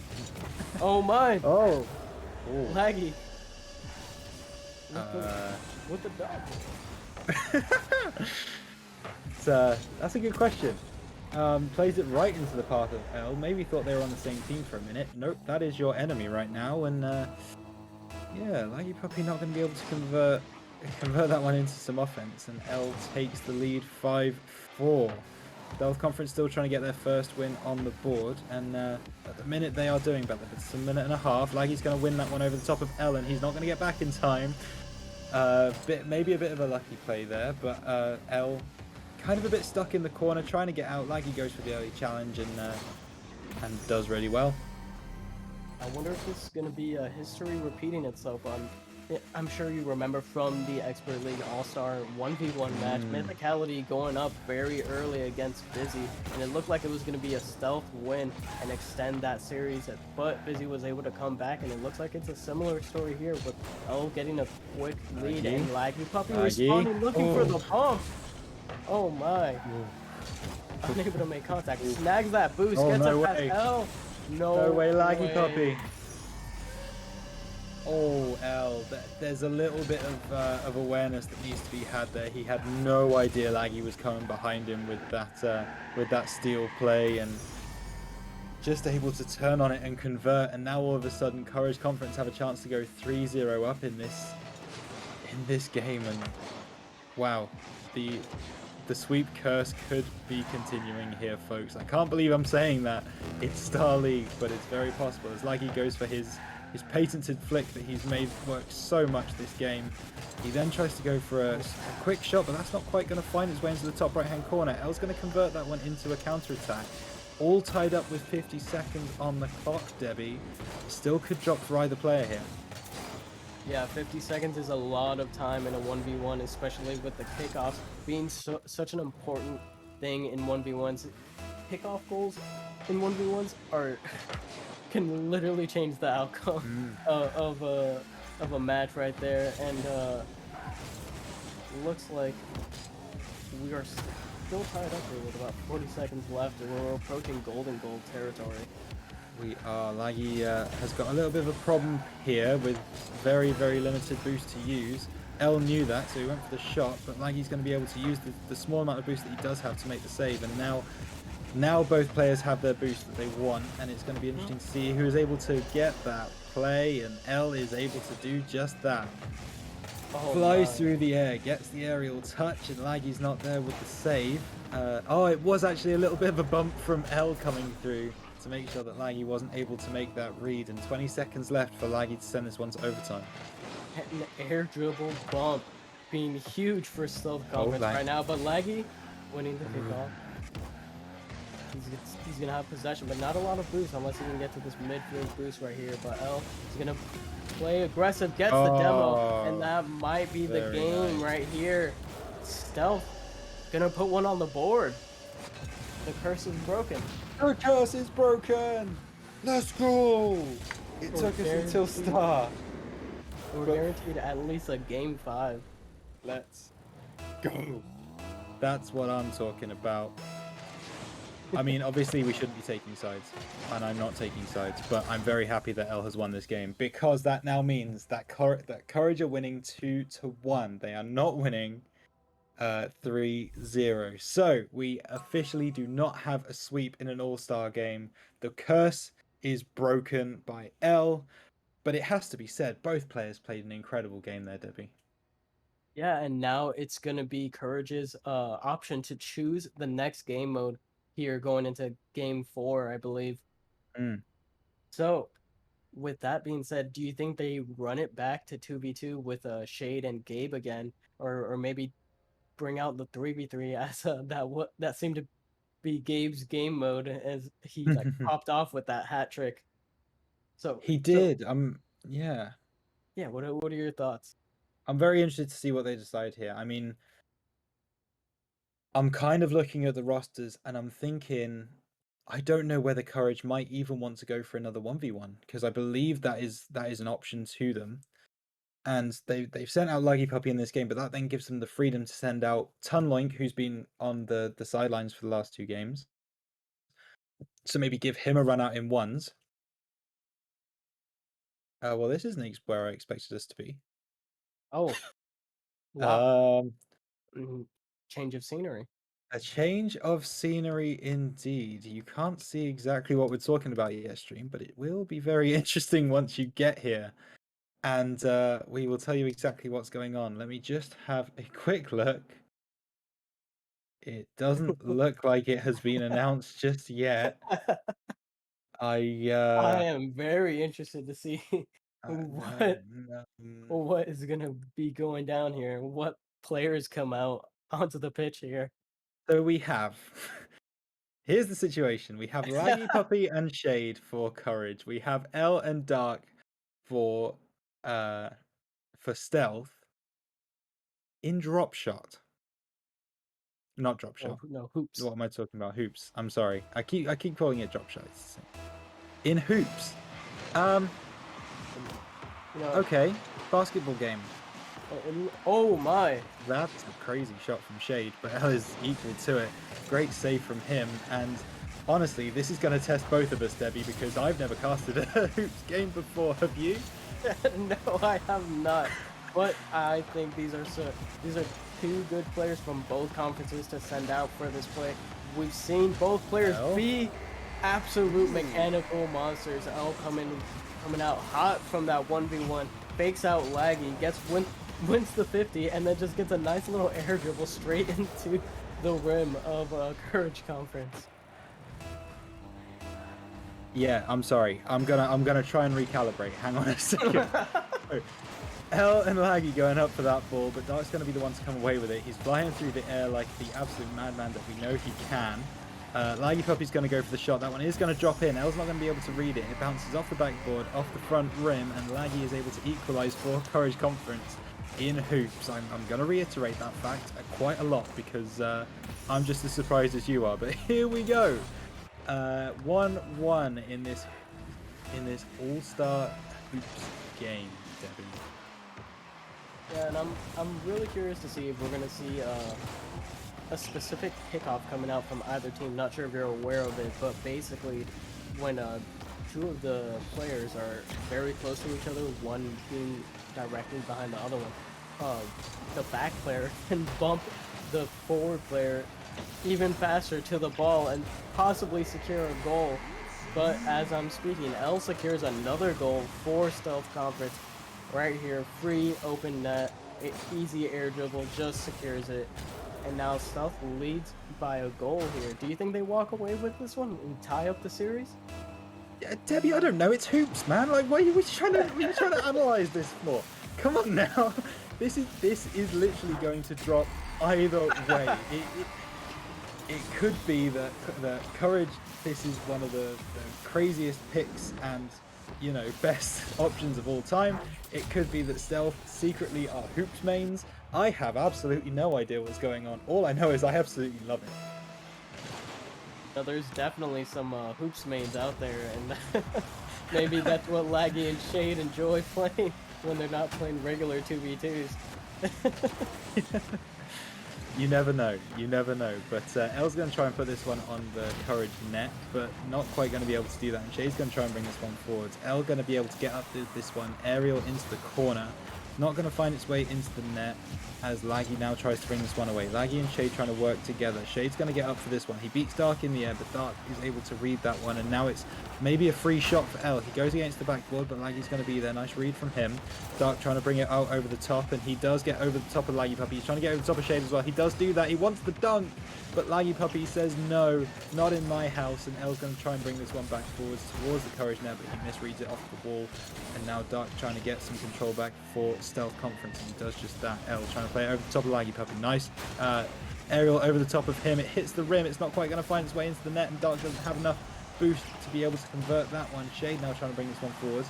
Nice read from L, and that one back ball finds its way into the corner. Dark trying to get it past Laggy Puppy. Laggy Puppy back into a defensive position, and he reads that one really nicely and avoids the shot from Dark. So now L trying to make this save for Stealth Conference. He brings this one forwards, maybe trying to find Dark in the midfield, but Shade, that's a lovely read. That one's actually going to bounce in. Dark's going to be able to make the save though.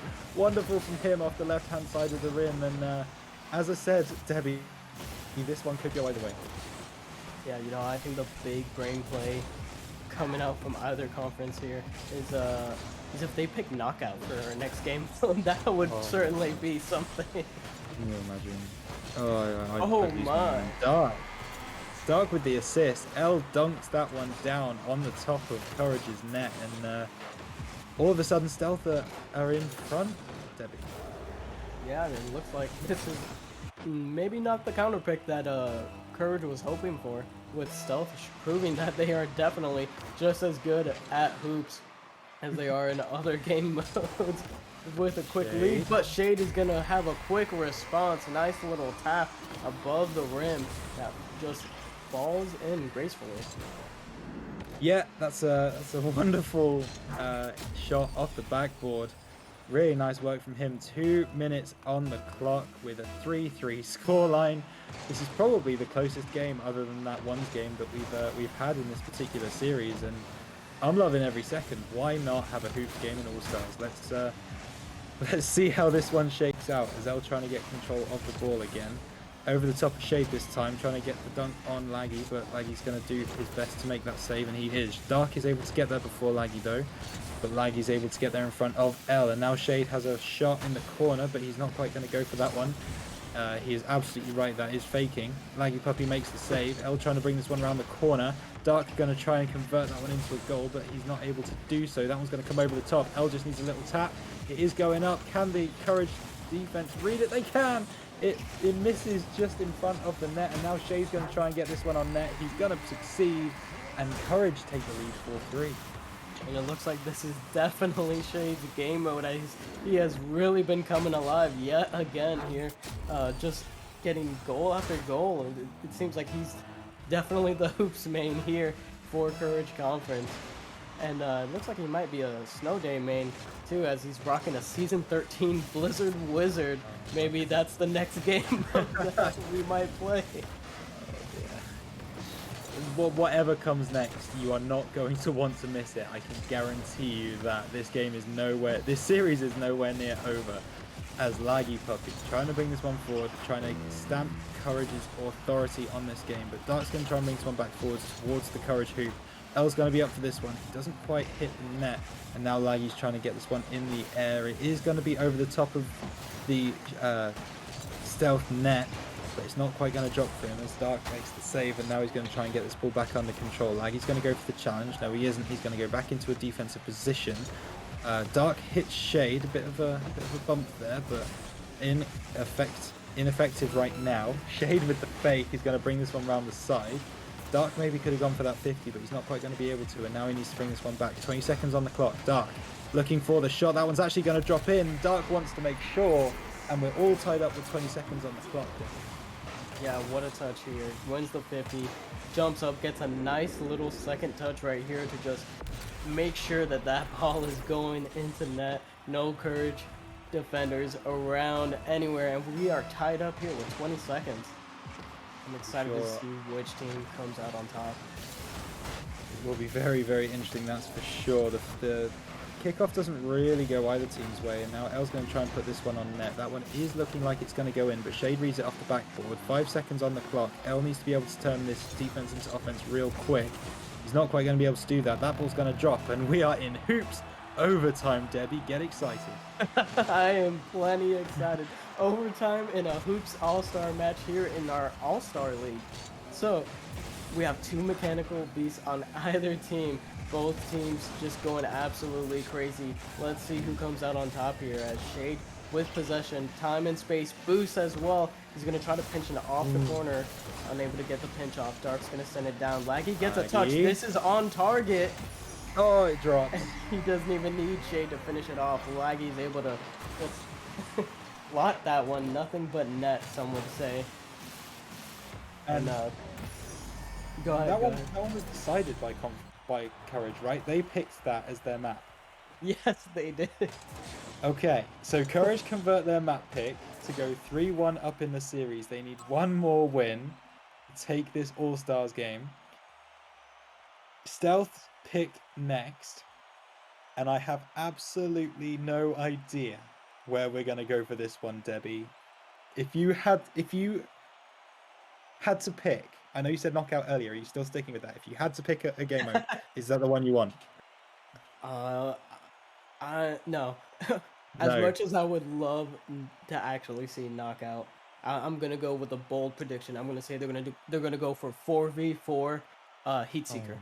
Oh no. Okay. What do I want to see? I would actually quite be interested to see both of these teams play drop shot. I know I mistakenly said drop shot earlier, but I genuinely think that could be quite fun. I mean, both of these teams really want to play in the air. Oh no. No way. Oh no. I can't. Oh, I'm actually so surprised with Shade coming out, dominating the 2v2, then dominating in hoops, and rocking the Season 13 Blizzard Wizard. Stealth is gonna choose Snow Day anyways. Looks like we have 2 Blizzard Wizards on the Courage side. Shade and Tunloink followed alongside by Gabe. I'm very interested to see if Stealth is able to come out on top in this game right here. Game 5, right? Welcome to the Rocket Hockey League, ladies and gentlemen. We are playing Snow Day here, and the pick of Stealth Conference. So we'll see if that one pays off for them. Shade bringing the puck forwards. I'm gonna have to take the puck instead of the ball now. Oh, it's all going wrong. Okay, Gabe trying to get this one up into the air. He's able to get the aerial hit on the puck. That's wonderful puck control from him, but Sun's going to be able to try and get this one back on net. Not quite going to work for him, and now Stealth Conference wants to try and get this one back towards the net of Courage, but a combination of Shade and Gabe are able to convert that one back into some offense for the Courage Conference, and they are able to convert 1-0 to Courage on Snow Day in All-Stars Star League. Yeah, Gabe lifting at least 700 pounds. They're able to muscle that puck through everybody and finds a Blizzard Wizard waiting in center field, able to turn that puck into a goal right there as Courage gets an early lead. Yeah, I've got to be honest, I love this job sometimes, and then this is one of those days where you just sit back and go, yeah, this is pretty cool. Watching some of our best talented Rocket League players sell out and play Snow Day for your entertainment. That's why we are here, to make, also to decide who is the best conference, but also for the entertainment of the FDL community. And right now, ladies and gentlemen, are you not entertained? A Shade comes through with that one. Aerials off the wall. 2-0 to Courage. They win this game. They win the series, Debbie. Yes, and if Stealth wins here, then it's going to be Courage's decision for the next game mode, and I wonder if they'll run it back to hoops again,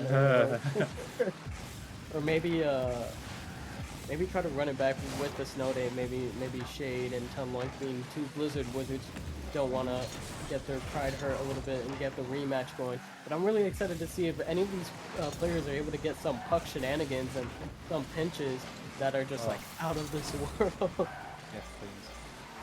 Absolutely, I hope we do see that. Flushi's going to be able to bring that one round to 1, but he's not going to be able to bring it around to 2nd, and now Shade's going to be able to convert some defense into offense. As he tries to get this one round L, he tries to muscle it through and is able to do so. Gabe with the aerial reads that one. L, though, with the aerial challenge. Oh my goodness, trying to hit a puck in the air, but these guys are doing it right now. Shade over the top of Dark, but not over the top of L. And this one's going to miss wide right of the net. L gets that one over the top of Ton. He also gets over the top of Gabe, but not able to find the net. And now Shade's going to be able to make the save. 2.5 minutes left on the clock as Courage Conference try and convert this into some offense, Debbie. Yeah, it looks like Gabe was looking for a little mustard flick right there. But the puck, being so flat, says no. It's not going to go for that. The puck says no. The almighty, all-knowing puck. Absolutely. Well, it's currently knowing that it doesn't want to be scored, as we've had a bit of a goal drought here in this Snow Day game. Gabe going to try and change that. Flushi's going to be able to get this one up and over. Shade's going to be able to get this one in the air, though. L wanting to read that. He does with the flick, but it's all just a bit messy at the minute, as we kind of expect from the Snow Day map, and L's going to be able to get this one over the top of Tunlink, but Shade with a little bit of a pinch, not quite the one we're looking for, but he is able to get this one back towards the Stealth Conference net, and now Gabe's trying to try and get some possession. Dark absolutely flies through that puck. Gabe gets it over the top of him. Flushi wants to get this one back towards the Courage Conference net, but he's unable to do so. Gabe keeps the pressure on, but that puck is going to go wide on the left-hand side of the arena, with Ton now trying to gain possession, Debbie. Yeah, and it's been a little bit of back and forth right here. Oh. Of course it's when we hand over that they score. Of course it is. Why not? Yeah, it looks like Flushi going for the 50 accidentally front flips. You know, a little bit of muscle memory playing against Flushi right there as he flips up and over past the puck, and Courage was able to steal a quick goal off of that little misplay right there coming out from Stealth. And Stealth definitely needs to score right now if they want to have a chance to send this to Game 6 at the very minimum. But, well, the one thing they don't want to do is concede right now, but that's exactly what Courage Conference is trying to get them to do. It's all being played in the Stealth half right now, and that's definitely not what they're looking for. But Flushi might be able to get this one up and away, and L's going to be able to complete the clearance. So that one's going to go towards the net, not quite going to find it, but Flushi might be able to get something going. Ton with the save is going to be able to keep the defensive record of Courage Conference squeaky clean in this Snow Day game. L tries to bring this one forwards now. Tun's going to be able to cut that one out, though. He looks for the left-hand corner, and it's 4-0 with 13 seconds to go. It might be time to wrap this one up.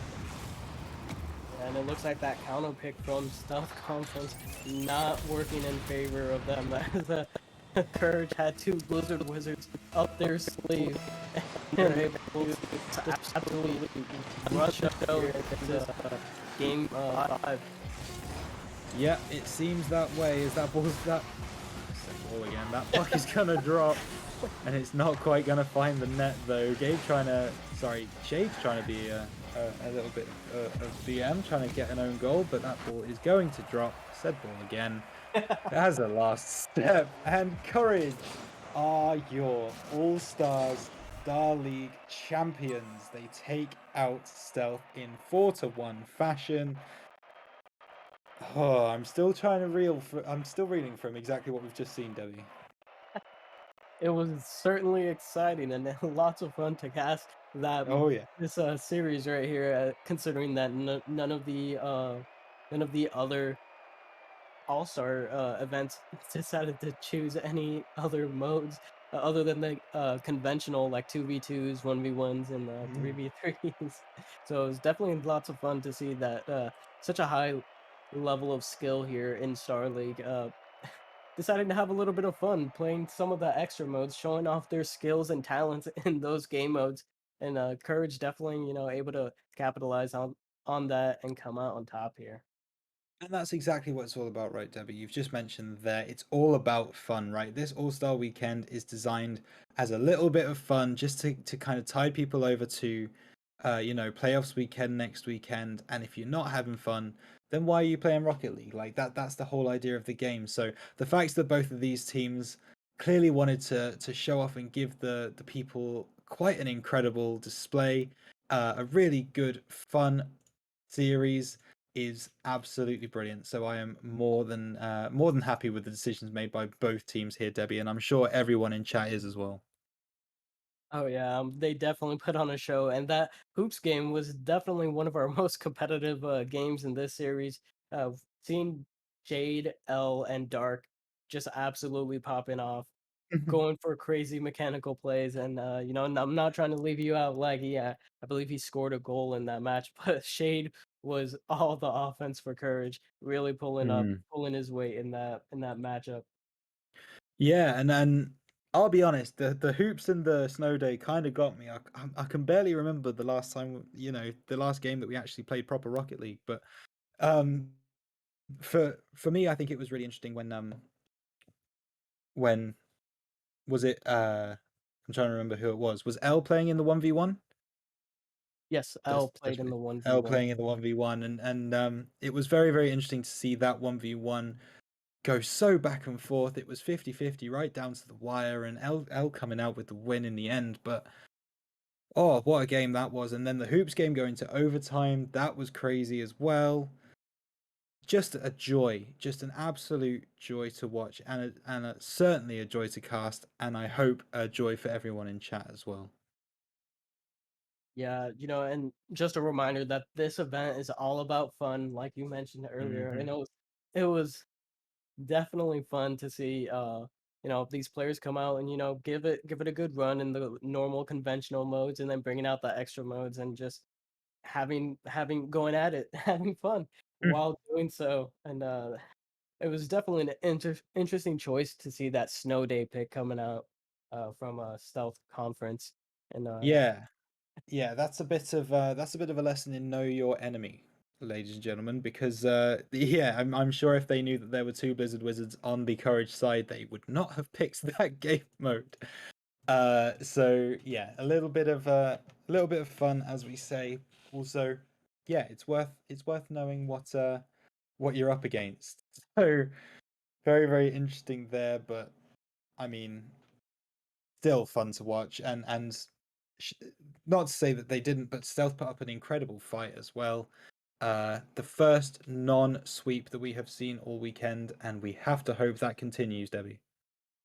yeah, I'm really excited for the Elite League All-Star event that will be happening, I believe, 10 o'clock. yep, 10 o'clock. You are correct. So 10 o'clock for the Elite League All-Star event, and I'm hoping that it proves even more competitive, especially with that pedigree of skilled players there. That's the highest of the high, our top league here in FDL. And I'm hoping that they're able to have just as much fun and bring out some of the extra modes as well. I am absolutely sure they will. Elite League is as we say, the top of the top, and they are going to absolutely put on a show for you, ladies and gentlemen. But before we go, we do have one person to speak to, and that is our good friend Dark. So Dark just played on the stealth side, I believe. Yes. I am one of So those people. yeah, unfortunately didn't come away with the dub on this occasion. But how was it playing those games for you? Uh, in my personal opinion, I thought it was just gonna be for fun. I'm not gonna lie. Kind of went into Snow Day thinking we were all gonna have fun. Shade tries a little too hard in Snow Day. Learned that the hard way. Hoops, I felt like we could have won hoops, but we got unlucky with Laggy just shooting that absolute banger from across the map. Then the rest of it was just kind of unfortunate play. Cheese just, I don't know where Cheese is. I'm gonna go yell at him. Where did Cheese go? Lost good where that question. man went. It's a good question, but yeah, really, really interesting. And you say we were going to have some fun, and I'm sure both sides did have some fun. It was certainly fun to watch and fun to cast, so we appreciate that for sure. Let's just get everyone in here. Yeah, Shade and Gabe and everyone is starting to come in, boys. slowly make their way in. It's a pleasure to see all of you boys. What up? This is exactly what we Yo. want to see, everyone coming together. Yeah. So let's quickly talk to Courage real quick. Whose idea was it to go for hoops? Come on, own up. That was me, because we're gamers, we're ballers. We do be gamers. We take dubs. And you guys certainly took a dub, but it was quite a game right there, going all the way to overtime before you guys were able to close it out. Yeah, we had to. The content. Yeah, we had to keep it close. Content, you gotta go easy. And we're Prolong kind the of just game. having fun until like Yeah, we we got Gabe. close, and then we Gabe were and like, oh Shade. shit, they're trying, and then we. When were you all gonna sweat your life out in Snow Day and tell me that you all are good at Snow Day? Yes, sir. I picked Bro, one. I've worn the tag for years. I don't know how you're not aware that I play Snow Day. Snow Day is easy. Hello? I assumed we're gonna go into Snow Day and we're just gonna have a blast, and no, Shade's over here speed demon the puck every time it's near someone. We had to make sure all the Hello? people in chat got angry. All those people defending stealth conference. Facts, getting it- bro. Bro, I'm fighting them in the chat. That's just hilarious. Like, dude. I just couldn't say anything. They made fun of my name, bro. Me. I know. Now listen, bro, we were like, I was doing pretty good, and then Cheese didn't show up, and I was like, this changes everything. Yeah, it definitely did. Yeah, it was Because like my unfortunate. whole plan, right, was it was gonna be me, Cheese, and me, Cheese, and Floosh in the threes match. Me and Landon in the twos match, and then Cheese in the ones match. That was my whole plan, and then Cheese just doesn't show up. We looking do forward have to to seeing talk about that everything one's coming. game. That one's game real quick. We've got Laggy in the call. That game was real close, and that seems to be one of the most hotly contested games of the series. How much fun was that for you playing in that game? I was very close, and it was actually a lot of fun. I'm kind of sad that I threw by pinching the ball to the crossbar, but it was really fun, and he played really well. Enjoyed it. Fantastic, Debbie. Anything else from you? Well, let's see. Now that was definitely an interesting all-star match, and you guys all of you guys played pretty well. So you know, are you guys Yeah. you guys have anything to say? Any messages to send going forward for playoffs? Yeah, Courage Conference is better. All you people in chat, shut up about it. Peace. I wish. Oh wow. Okay. Now listen, I'm gonna say one last thing. Godspeed, gamer. Okay. Yep. Well, Okay. I was gonna Okay. say I'm sad that I didn't get to play Esto or Cheese more, because I believe we're playing them first round in playoffs, and I'm trying to get a taste of what that's gonna be like, so I could get my $100 from them. We have a $100 bet on that game, by the way, just in case anyone doesn't know. Okay, that's a very interesting one to take forward into playoffs for sure. Yeah.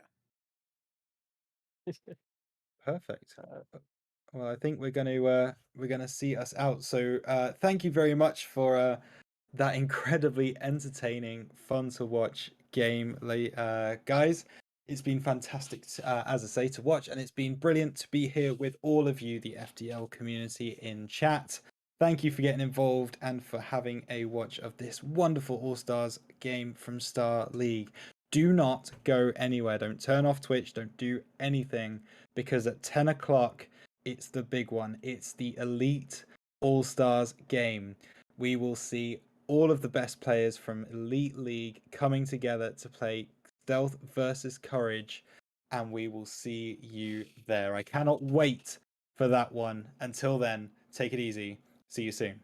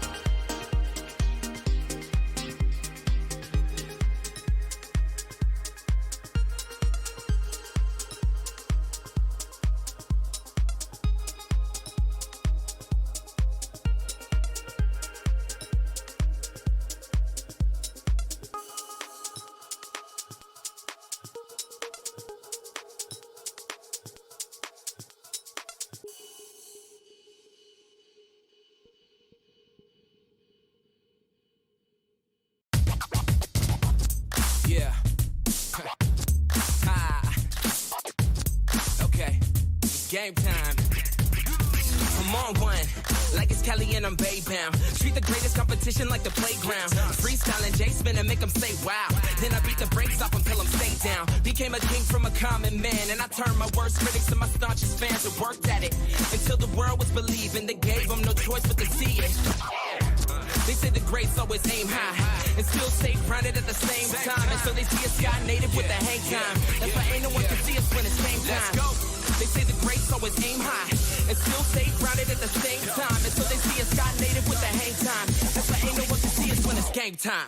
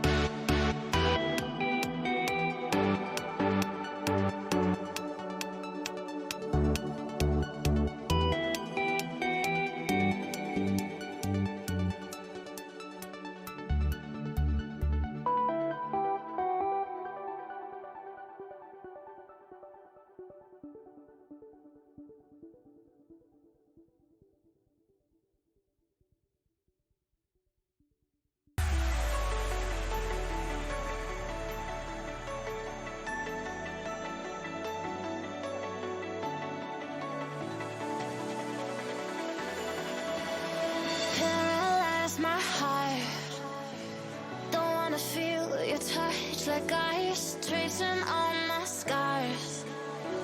Why is it hurt on the inside? It's unforgivable, but I forgive you every time. Hard to let it go, 'cause we're intertwined. I break you break me, but something about that makes it so, baby. Every piece keeps us together in the cold.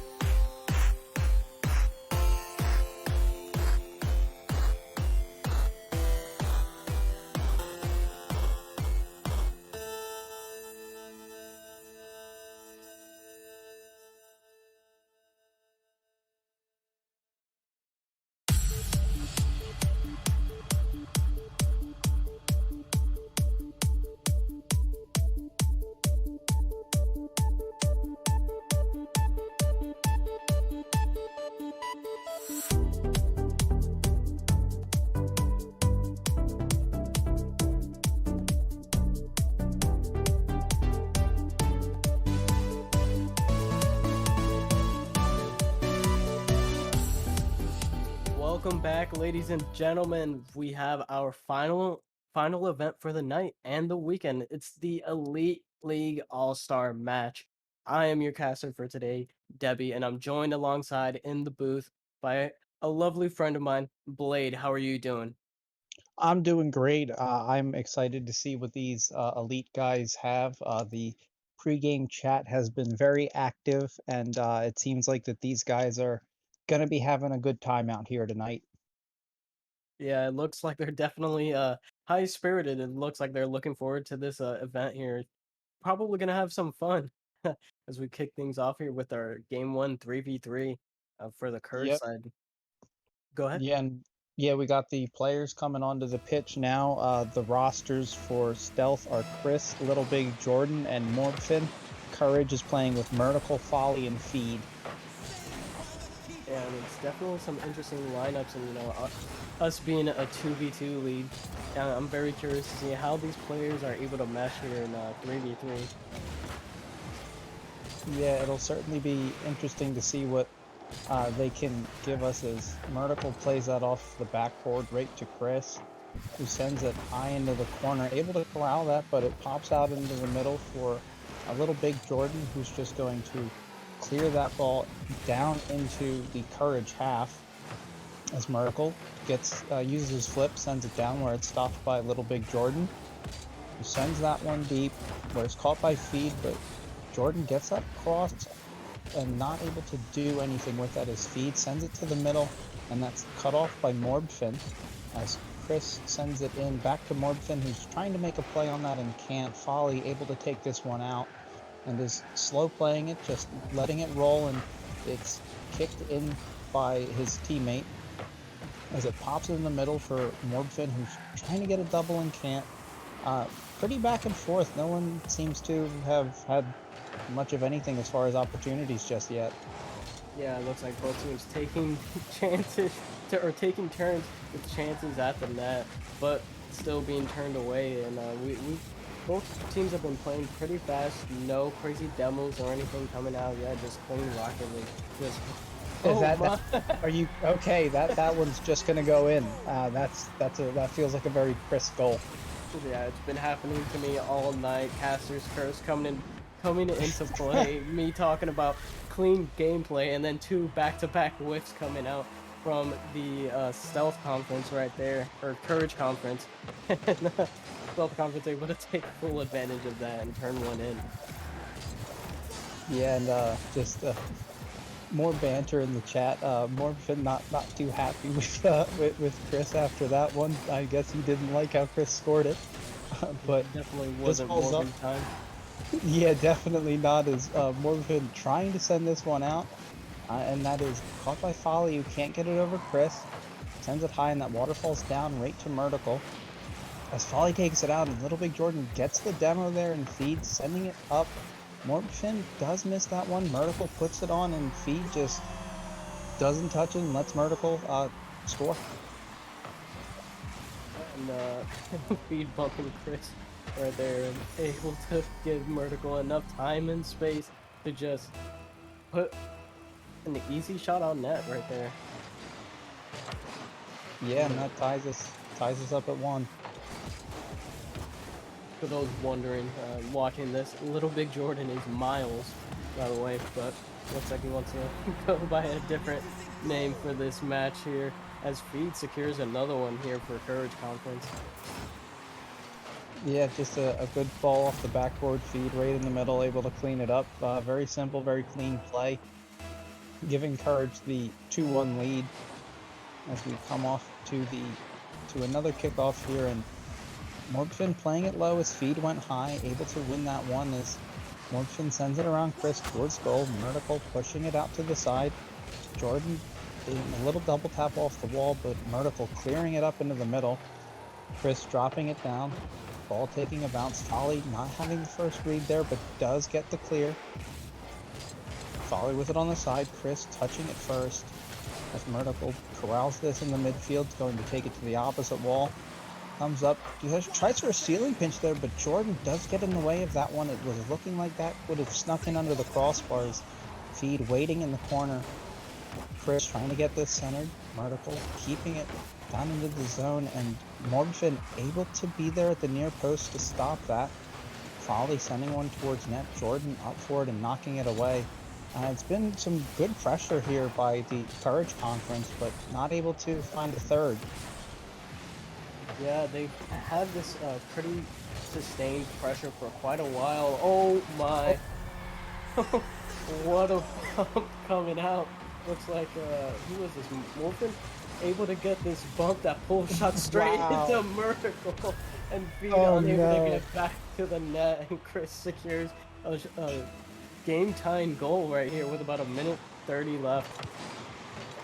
And Chris just actually carrying the Stealth Conference right now, and I feel like there are people who are not enjoying hearing that sentence, but that is the current situation. Is Morbson sends that towards net, but Folly is there, able to turn that aside, and it's sent towards the Stealth goal, nothing doing.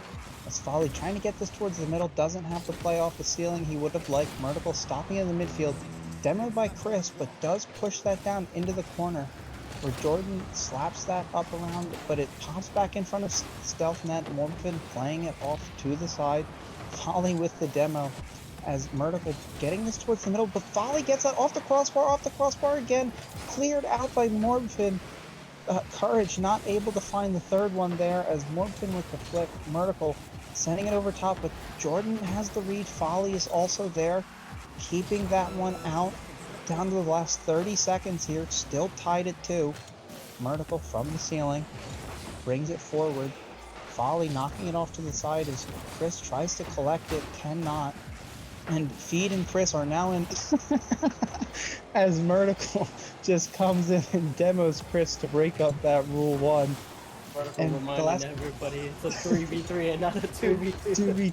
Yeah, as we come down to the last 3 seconds here, Chris maybe trying to get a play, flicks it around, and it drops for overtime. Oh my, what an interesting turn of events here. The double fake coming out from both conferences here as Morphin takes it center. Jordan looking for a shot. Folly's gonna send this out to safety. Chris with the K is gonna get in the way, looking for an opportunity at the Courage net. Nothing there. Jordan now trying for the fake air dribble. Nothing coming out of that. Now the ball's gonna float dangerously here in front of the Courage net. Feed a backflip in time for that save. Almost an opportunity for Stealth Conference, but Chris, okay, hitting the ball a little bit wide there. Yeah, just a little bit, as Jordan's going to collect this in the corner. Gets it around 1, doesn't get it around the second, and that ball's over top of the Stealth goal. Chris not able to corral this, as teammate may have gotten a hit on him there, as Jordan is able to clear that off to the side. Feed sending it in, but his teammate Folly knocks that back, but able to work with it as Chris breaks that one up at the ceiling. Folly trying to cut in, goes over Feed, but Feed will chase this down up on the wall. Comes off, sending it towards goal, gets the touch. It's stopped on the backboard there, and it's sent forward. Murticle trying to make a play and can't. Folly just wide, soft shot as well. But Feed again off the backboard. Chris does get that, sending it off the ceiling. Murticle catching this at the midfield, taps it in. It's cleared away by Morgan. Folly sending another one. That's high off the crossbar. Not able to find the net on that one. Ball up towards the ceiling. Murticle in. Gets that over Chris. Drops down for Morgan. Just going to carry this in front. Looking for a 50. Gets it with Folly. Chris coming through 50, but gets the better of that one as it heads into the corner. And Jordan over the top of Murticle. Sends it out and tries to send it out in front. Folly breaking it up, and we've played 2 minutes so far, and nothing yet. Yeah, and there's definitely been opportunities for both teams, but it seems like both teams just struggling a little bit to close out here as the ball floats down into a Courage possession, but they're going to take it downfield looking for a counterattack. Chris with the K is able to send it to safety. Now, Little Big Jordan with an opportunity. He slips it past, but he finds the crossbar, and Morphin It's Morbin time. It's Morbin time indeed, as the pressure from Stealth Conference gonna pay dividends. Courage Conference all over the place, unable to find that ball, unable to find the save, and Stealth Conference is gonna be coming out with a win here in game 1. Yeah, that's definitely a hard-fought victory there, and now comes the question of which two do you send out for each side? Who do you save for the 1v1 in game 3? Well, I know Chris with a K likes to play 1v1, so maybe he will be the 1v1 player for Stealth. So maybe we'll see a little bit of of Morphin and Little Big Jordan going here into this game 2. Yeah, it'll certainly be interesting to see what we get from both of them. And Morgan really was definitely a standout player there, but Chris having those two early goals that really I think made the difference. Obviously not counting Morphin's game winner. Yeah, definitely definitely being a little bit aggressive, trying to create opportunities here for Stealth League, and I'm wondering if he's going to be bringing that here into game 2 for our 2v2, and I'm wondering who Courage is going to send out as a response, because they need a win right here if they want to try to extend Yeah, the series and bring the momentum more so in their favor. yeah, and it looks like Courage is going to send out Feed and Folly, and Stealth will send out Little Big Jordan and Morgfin for this. So that will leave a game 3 between Chris and Murtical. As we get started here, and Feed's going to have a quick one, only 6 seconds in. Yeah, nice little pickoff goal right here. Just able to get the quick, easy flick, slip it past both defenders, and Feed has an open net to shoot at. Yeah, very quick start for Courage. Definitely what they need after losing in game 1. That's another slow roller towards net. Feed can't find the read there, and that ball's just going to slide a little high over the crossbar. Not able to put that one in from that angle. As Folly trying to keep this one in the midfield, and Little Big Jordan gets it around and is bumped by Feed, so Folly can take this, goes up for an air dribble, sending it off the backboard, looking for the double tap. Little Big Jordan gets underneath that, breaking it up, but is demoed by Feed. Morgan is able to come through on that aggressive challenge and getting that ball down into the Courage half, and tries to send it towards goal, just missed. Little Big Jordan can't get the rebound.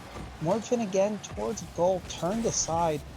Folly corralling this and trying to slow it down a little bit, sending it towards goal, but cut off by Little Big Jordan. Morgan's around one, he's still up with it, just has to get it towards goal, does, and tucks it bottom right.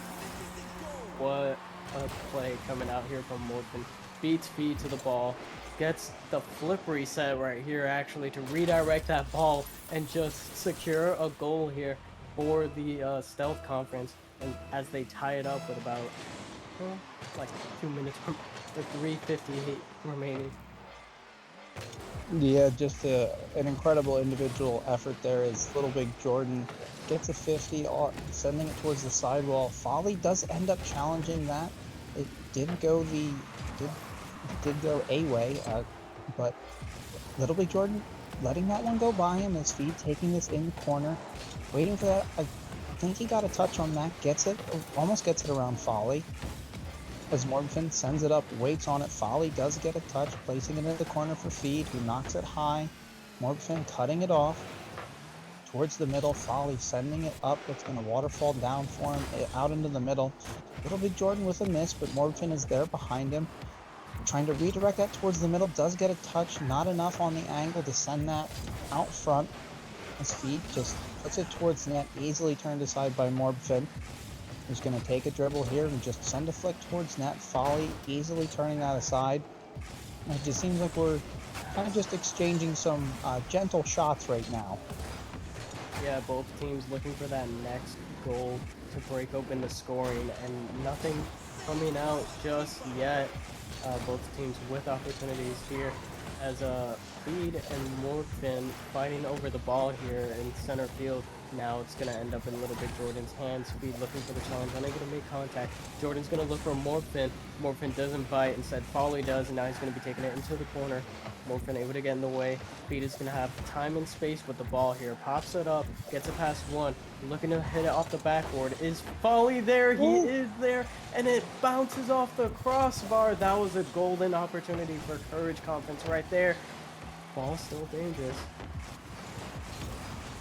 Morphin gonna clear it out. Speed looking to take possession, keep this offensive pressure up for Courage Conference. But that pressure's gonna diminish as Little Big Jordan finds himself in a 1v1 opportunity, trying to get it past both players, unable to get it past Speed. Morphin now looking to take this back to Little Big Jordan. He's gonna go for a touch, bounces off the corner. Morphin waiting in tow, puts a solid shot on that, but not solid enough to get it past Folly, who gets the save. Morphin with possession yet again, looking for an air dribble. Folly yet again with another save right here. And I think you got the, you accumulated a savior medal right there. Yes, that was his third here as Folly is going to try to keep that in and does find the smallest of gaps and is able to put that in for the second goal for Courage Conference.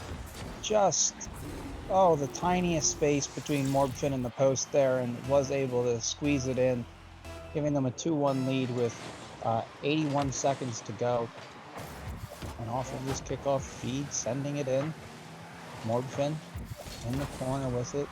Feed trying to get this to drop into the middle. Little Big Jordan, not a threat on that one, as gets it right to Morphin, who's just going to walk this into the middle, looking for a 50 there. Folly doesn't move on that one, is not faked by it.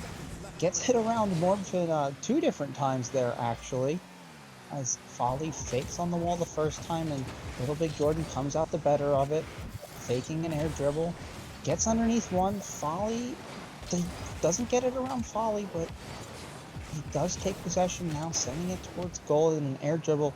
Little Big Jordan breaking that one up, was towards net. Morphin has a one-on-one here with Feed. What's he gonna do? And tries to go low, but Feed does collect that, and Folly, standing strong, does turn that aside. Keeps this 1-goal lead for them, and that's a flip reset over top, but Little Big Jordan throwing that one back down to the other side. As there's a demo, and Feed may have a chance here to give it to Folly. Folly with the turn, didn't have any boost. Feed sending it over. Down to the last 10 seconds. Courage just has to hold on, keep the ball down in this end. Feed up with it, just trying to kill time.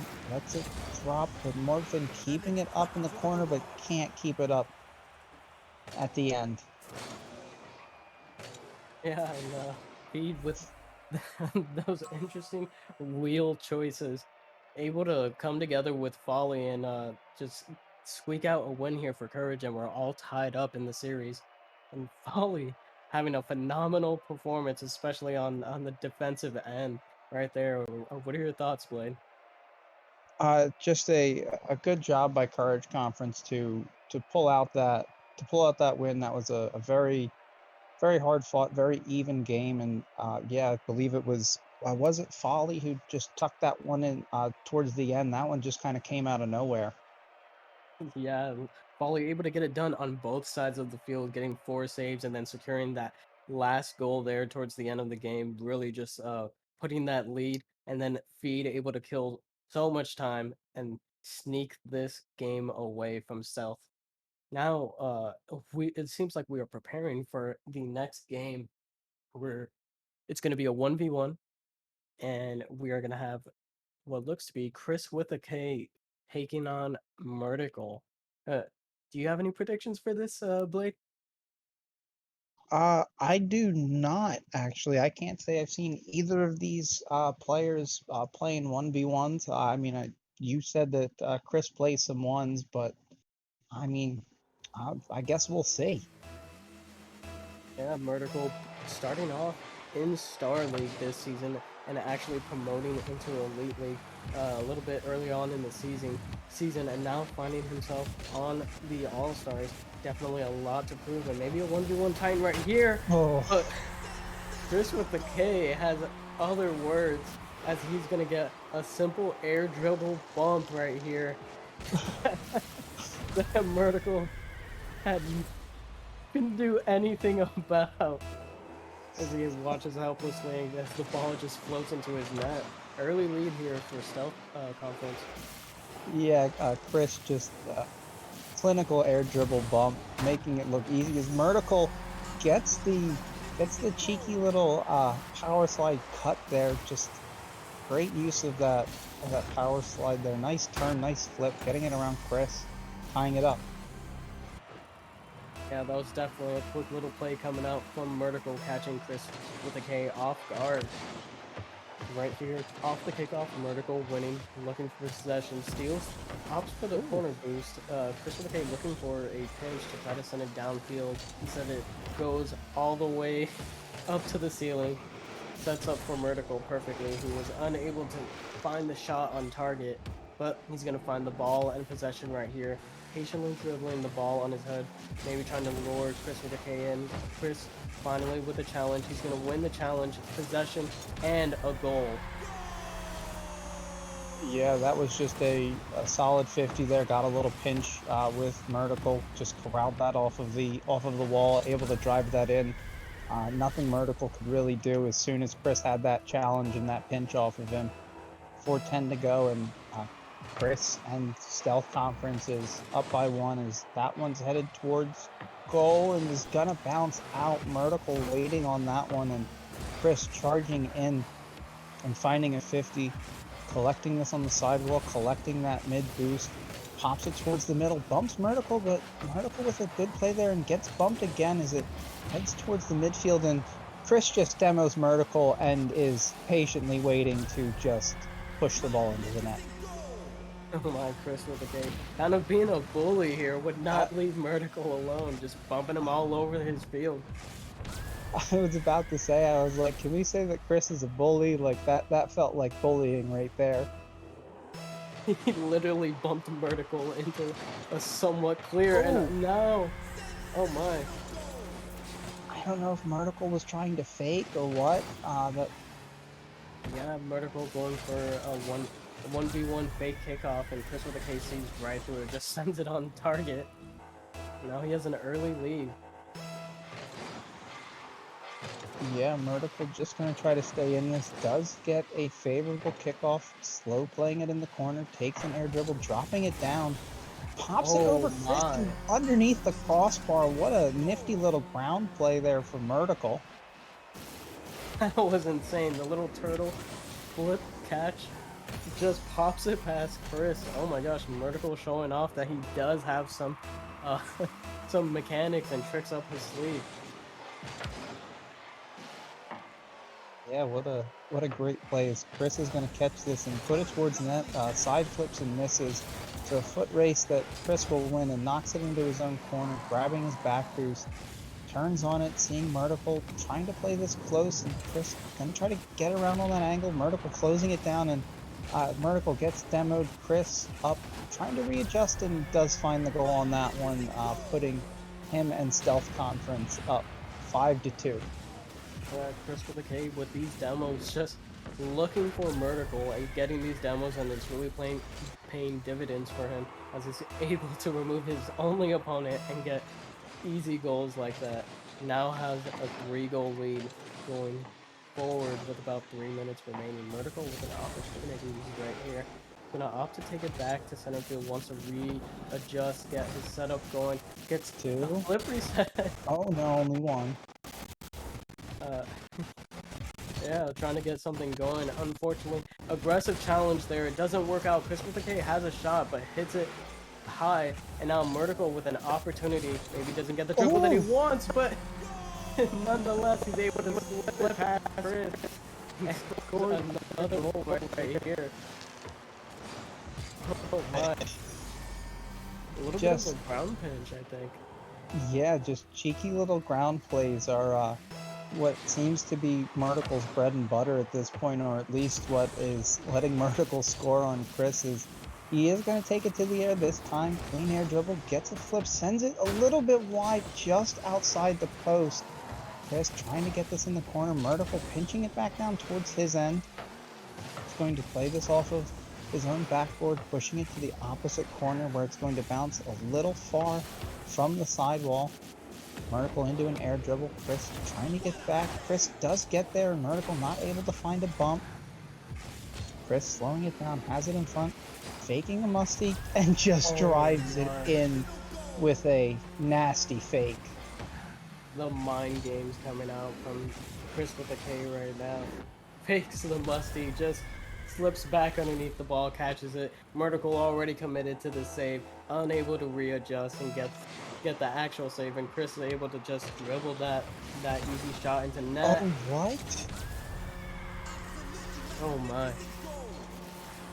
Looks like Murticle, trying to get possession here. Just got his pocket picked. Yeah. Not the touch that he wanted. Allows Chris with a K to secure another goal. Yeah, he was trying to take that to the wall and wasn't able to, and Myrticle pushes that one down towards Chris's half, isn't able to get one in, sending it wide, maybe looking for Dooms. He does get a touch off the crossbar, picks up that back boost and just puts it in. Chris not able to recover in time, and Myrticle cutting that lead back down to 3. Yeah, and despite Chris with a K having the lead here, Myrticle has managed to stay competitive and continue scoring here, trying to stay in this game. He's still down by 3, but with a minute 48, he could definitely come back in this game right here. Oh yeah, especially ones. This format is 4 goals or 3 goal deficit is not necessarily a lot of time in ones. It can be 3 quick kickoff goals. Yes, Chris tries to bring that towards the middle, and Myrticle gets the demo on Chris there, and all that will do is relieve some pressure and allow Myrticle to collect in the midfield, sends a flick on. Chris getting the first save is a little wide. Myrticle gets up and drops it in, cutting this lead to 2. And that was such a good heads-up play from Myrticle with a quick flick onto Chris's net, forcing him to go for an awkward save because of his positioning. Chris gets a soft touch, and Myrticle is able to completely capitalize on that and cut this deficit down to 2 goals. Still a minute 15 remaining. Myrticle can definitely do this. He was looking for the demo right there on Chris with a K. Forces Chris to retreat to his side. Now Myrticle's going to have time and space. Puts the ball in his hood, gets a flick. Chris sees through it, gets the challenge. Now he's going to have an opportunity to put this on net. Soft shot. Myrticle able to clear it into his corner. Collect some boost. Now he's going to take his time, looking for a dribble. Chris with a K, instant challenge to relieve some of that pressure, but he's going to get demoed for his efforts. Myrticle again with possession here. Chris with a K waiting in net patiently, looking for... Oh! What a save! Oh my gosh. What a save from Chris with a K. Pinching it off of his post. Is that enough on it? Now Chris is going to take this up the wall. He's just got to kill some time. He's going to push that in, and it's going to deflect off of him and Myrticle. Myrticle picks up that boost, fakes it, gets it around Chris momentarily, but Chris recovers and knocks it to the side, turning back and is up for it now. Bringing it towards goal, and Myrticle clears it off, but down to 4 seconds. That ball's got to get in, and he's got to do it now, and it's a little too late. Does get it, and makes it a 7-6 final score, but Chris will take that victory for the for the Stealth Conference. Yeah, and the Stealth now leading 2-1, correct? Yes, that is Stealth 2-1. Yeah, so now Stealth putting Courage on match point, and I think this has been our most competitive series so far. Especially with this 1v1 only having a 1 goal difference, and I'm curious to see what the next game mode is going to be, as Courage will have the option going here into game 4. I'm reading in the chat here that Courage does get the pick, and Myrticle asked if drop shot can be done, to which Morbfin vehemently did not want that. Chris said yes, so I think we're doing drop shot. Now, are we gonna be doing drop shot regular 3v3, or maybe no? Yeah, there's only 3 players on each team. My apologies. I was still thinking of Star League, which had 4 players.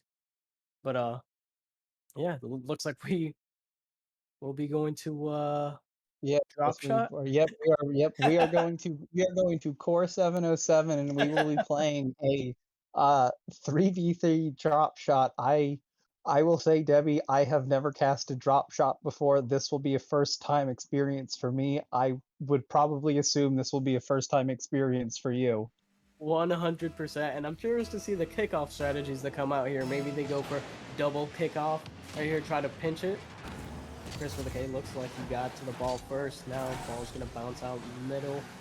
Little Big Jordan's gonna get the touch. Murticle's gonna deflect that. It's still gonna be dangerous on the blue side. Oh my! Morbin able to slam that down. Deal some good damage right there for Courage Conference. Or for Stealth Conference, my apologies. Yes, Morbin flicks that over, trying to get this around, trying to get that to drop. Feed with the demo on Chris's. That ball is gonna get dropped and stopped by a coalition there of stealth players as it pops over off the wall. Morbin able to keep that up. Feed dropping it, Chris catching it, and that will drop for quite a bit of damage. Neither team having opened up any scoring opportunities just yet, but both of them with a little bit of damage done. Yeah, that ultra damage was definitely huge, and it looks like it might touch again. Oh my gosh, Chris with a K, struggling with a little boost, able to get back to it, but And that'll break it open. Yeah, Folly was able to slam that one down and break open some flooring. Now the Stealth Conference has an opportunity to score if they can get that ball on target. Yeah, definitely. That's a very big hole that's opened up, and they will get some more damage there as that one's chipped towards Chris, keeping it out. A massive gap in that floor on the stealth side as that one's dropped down. I think that was Murticle who had the catch originally, but there's a little bit damage done. No ultra damage as that ball is tightly encased as it now explodes open. Chris with it, Feed getting a touch, and Folly will follow that up and follow this down, looking for damage, but there is a touch there from Chris. That ball goes towards the opening, but it is cleared by Jordan. Feed with it off the side. Folly does get the touch, and that's just going to bounce it in. Yeah, it looks like no Courage defenders were around in that area as that ball just slowly bounces straight into the opening there on the Courage side, and Stealth is gonna walk away with a lead here with about half the game remaining, almost half the game. Yes, and as with drop shot, after a goal, the floor resets, so all of that damage is no longer there as that ball breaks open, and Jordan trying to get this one down, trying to find a bit more damage. It looks like there is now an opening on that Courage side that I don't think had been there too much earlier. I must have missed that. Yeah, it was there when Courage did score, and so it's still going to be an opportunity for Stealth to try to tie this up if they can get the ball over there, but Courage definitely proving to have some tough defense right here, but they're in a little bit of trouble right here as the ball gets primed and getting ready to do ultra damage. Oh my gosh, a little bit of fakes going on right there. Folly gets that one, getting some of that ultra damage. Morbin carrying, Murticle popping off, gets a little bit more damage there. Nothing open as Folly drops that down and does get it open. And Jordan with the massive clear, and Chris almost dropping that in, and it's turned aside by Feed at the last moment. Folly pushing it over where Chris catches this, takes it over the hole on his side of the field and sends it down where Murticle cutting it off. Chris trying to come off the wall for that and doesn't. Folly with a good catch. Jordan trying to follow this up, knocks it down, and Little Big Jordan's gonna get that one. Little Big Jordan staying aggressive, gets the pinch here, keeps following up on the ball. Feed accidentally passes it straight out to an already waiting Big Jordan as he's able to slam that one down into the opening, and now we have a tie game with about 1:20 remaining. Yeah, and some quick damage off of that kickoff as well as Murticle puts that one down with a lot of pace, but not able to find the floor. as that's popped back up. Morbin trying to send that down into the blue half. Feed keeping this, sending it off the Folly as Morbin able to spike that down, get quite a bit of damage done. Breaks open once again, ready for this ultra damage. Feed sending it up high, and it's met by multiple players there. Jordan up top, sending it down towards that damage part of the floor. As it's popped off, demoed, and Morbin is gonna get a drop there, and that might just drop in. No. And that's unfortunate. If your Courage Conference right there, Morbin able to just sneak away, put that one on target while the ball was nice and prime, does ultra damage and just floats straight into the opening that it just created. Now the Courage Conference needs to respond very quickly if they want to tie this game up and send us into overtime. Yeah, and luckily for them at least that they do have some openings on the floor, so they don't have to, and that they will get another opening on their floor, but they don't have to work on getting that ball down to get some damage first. They just need to put it in the gaps they've already created. That's a good flick over. Chris knocking it to the side down to the last 10 seconds, and with this, that ball will have to go straight in, I believe, if we get to 0. As that one might go in on the other end for Stealth to take a 3-1 lead with the second left, and I think securing this game for Stealth and securing them the series, the game scoreline will, I think, end up being the series scoreline here. Yeah, it looks like not much time left, even if Courage is able to score here. They're not going to come out victorious on this game, and it looks like Stealth will be our winners, taking this series 3-1. Yeah, and we just got to get this ball to drop, but these guys are going to keep it up, and Myrticle's going to take one for the road and end this one 3-2 in favor of Stealth.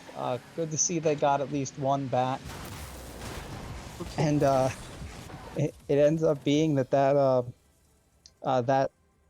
garbage time goal that seemed like from Stealth ended up actually being the winner. Yeah, it looks like a Feed claiming last score wins. Maybe we go to game 5.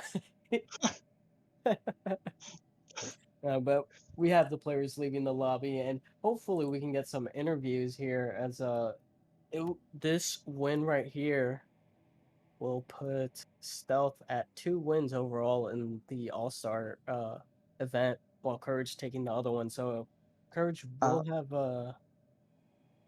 I'm sorry? Courage came out on top. I guess Courage came out on top, going, so that would be they went 3-2 across the leagues. Yeah, Stealth taking it in Origin, I believe. Then Courage taking Adept, Expert, and Star. Wow. At least it wasn't a sweep. Yeah, and honestly, I had fun. That was pretty cool to cast Drop Shot. Very interesting, very hectic. As we got these guys in here, gentlemen, welcome. Congratulations on your victories.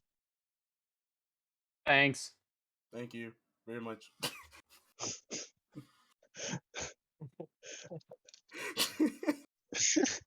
Oh, now you seem all uptight and formal now that we're in the post game interview. But what were you guys thinking when they picked Drop Shot? My teammates are so fucking dog shit. All right, you're out of here. There's no swearing on stream, Moifin. All right. It was Anyway. Freelo. Without that idiot on our team, it would have been a lot bigger of a skill gap between us and them. But we had our anchor to hold us down and really keep us in place. No. Chris, I had a question, about the 1v1. I know that you are a big 1v1 player. Was that y'all's plan going into this series? That you would be the 1v1 player coming out? Yeah, I mean, if Moifin played once, he'd probably break his controller, so we couldn't allow that to happen. That is Plus- true. I can vibe for that. And besides, we got the Gators. I mean, it just has to be them running it back. They're just gonna lose out in playoffs, so they have to, be here to try to Okay. win. All right. Oh, Now, the drop shot choice was very interesting. So, well, uh, what do you think was Courage's thoughts for that pick? Honestly, I'm thinking it was just a for fun pick. Yeah, I think they would've- wanted to break the overlays. I would have probably thought they would have just reran the twos and just went like, I bet did we just do whatever we want for three? We can do threes again, or we do ones again. Drop shot. Interesting. Now, if you guys had lost that drop shot match, what would have been your pick for the next game mode to be played? 3v3 hoops. No, I'm kidding. No, I'm kidding. We would have just had Chris go with the 1v1 again. Yeah, I don't lose 1v1s. And that Well- 1v1 definitely. I'm sorry, Blade. Did you have? oh no, something? no, go ahead. I was gonna say that 1v1 did come down pretty close. 7-6 score line, and Murticle definitely showing that they can score and play a little bit of ones. Yeah, I knew Murticle was mechanical, but whenever I could demo him 4 or 5 times, it doesn't. It's always gonna work out, and it's that mental game. Oh, yeah, you were really bullying him, Chris. Hey man, he was a pickup from Star League. I like that he actually brought it to the teams this season. Beating the Owls, that was great, but I gotta let him know who's on top in this league. Yeah. Gotta make sure he knows his place. Been here since season 1. I made playoffs every time. I know a thing or two.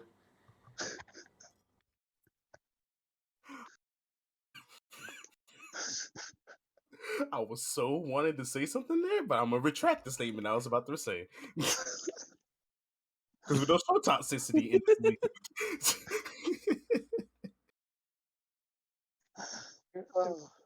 Well, do you have any more questions for these lovely gentlemen, Blade? No, I do not. And of course, with this huge victory for you guys, do you guys have any messages or words to say to other teams or players going forward? All I can say, those who made playoffs, good luck in playoffs, and those who didn't make it, y'all got this next season. I promise y'all. Y'all regain, y'all gonna go crazy. Chris? I'm winning this season. No. I'm winning. Well, I think that'll do it for us, ladies and gentlemen. Thank you for tuning in tonight to all of our wonderful FDL All-Star action. I hope you guys had a great time, had fun watching all those games, especially some of the extra modes. But that's going to be it for us this weekend. Please keep an eye out for some upcoming action next week, as we will have playoffs beginning. So keep an eye out. And that's all I got for you guys. You guys have a lovely, wonderful night. Thanks.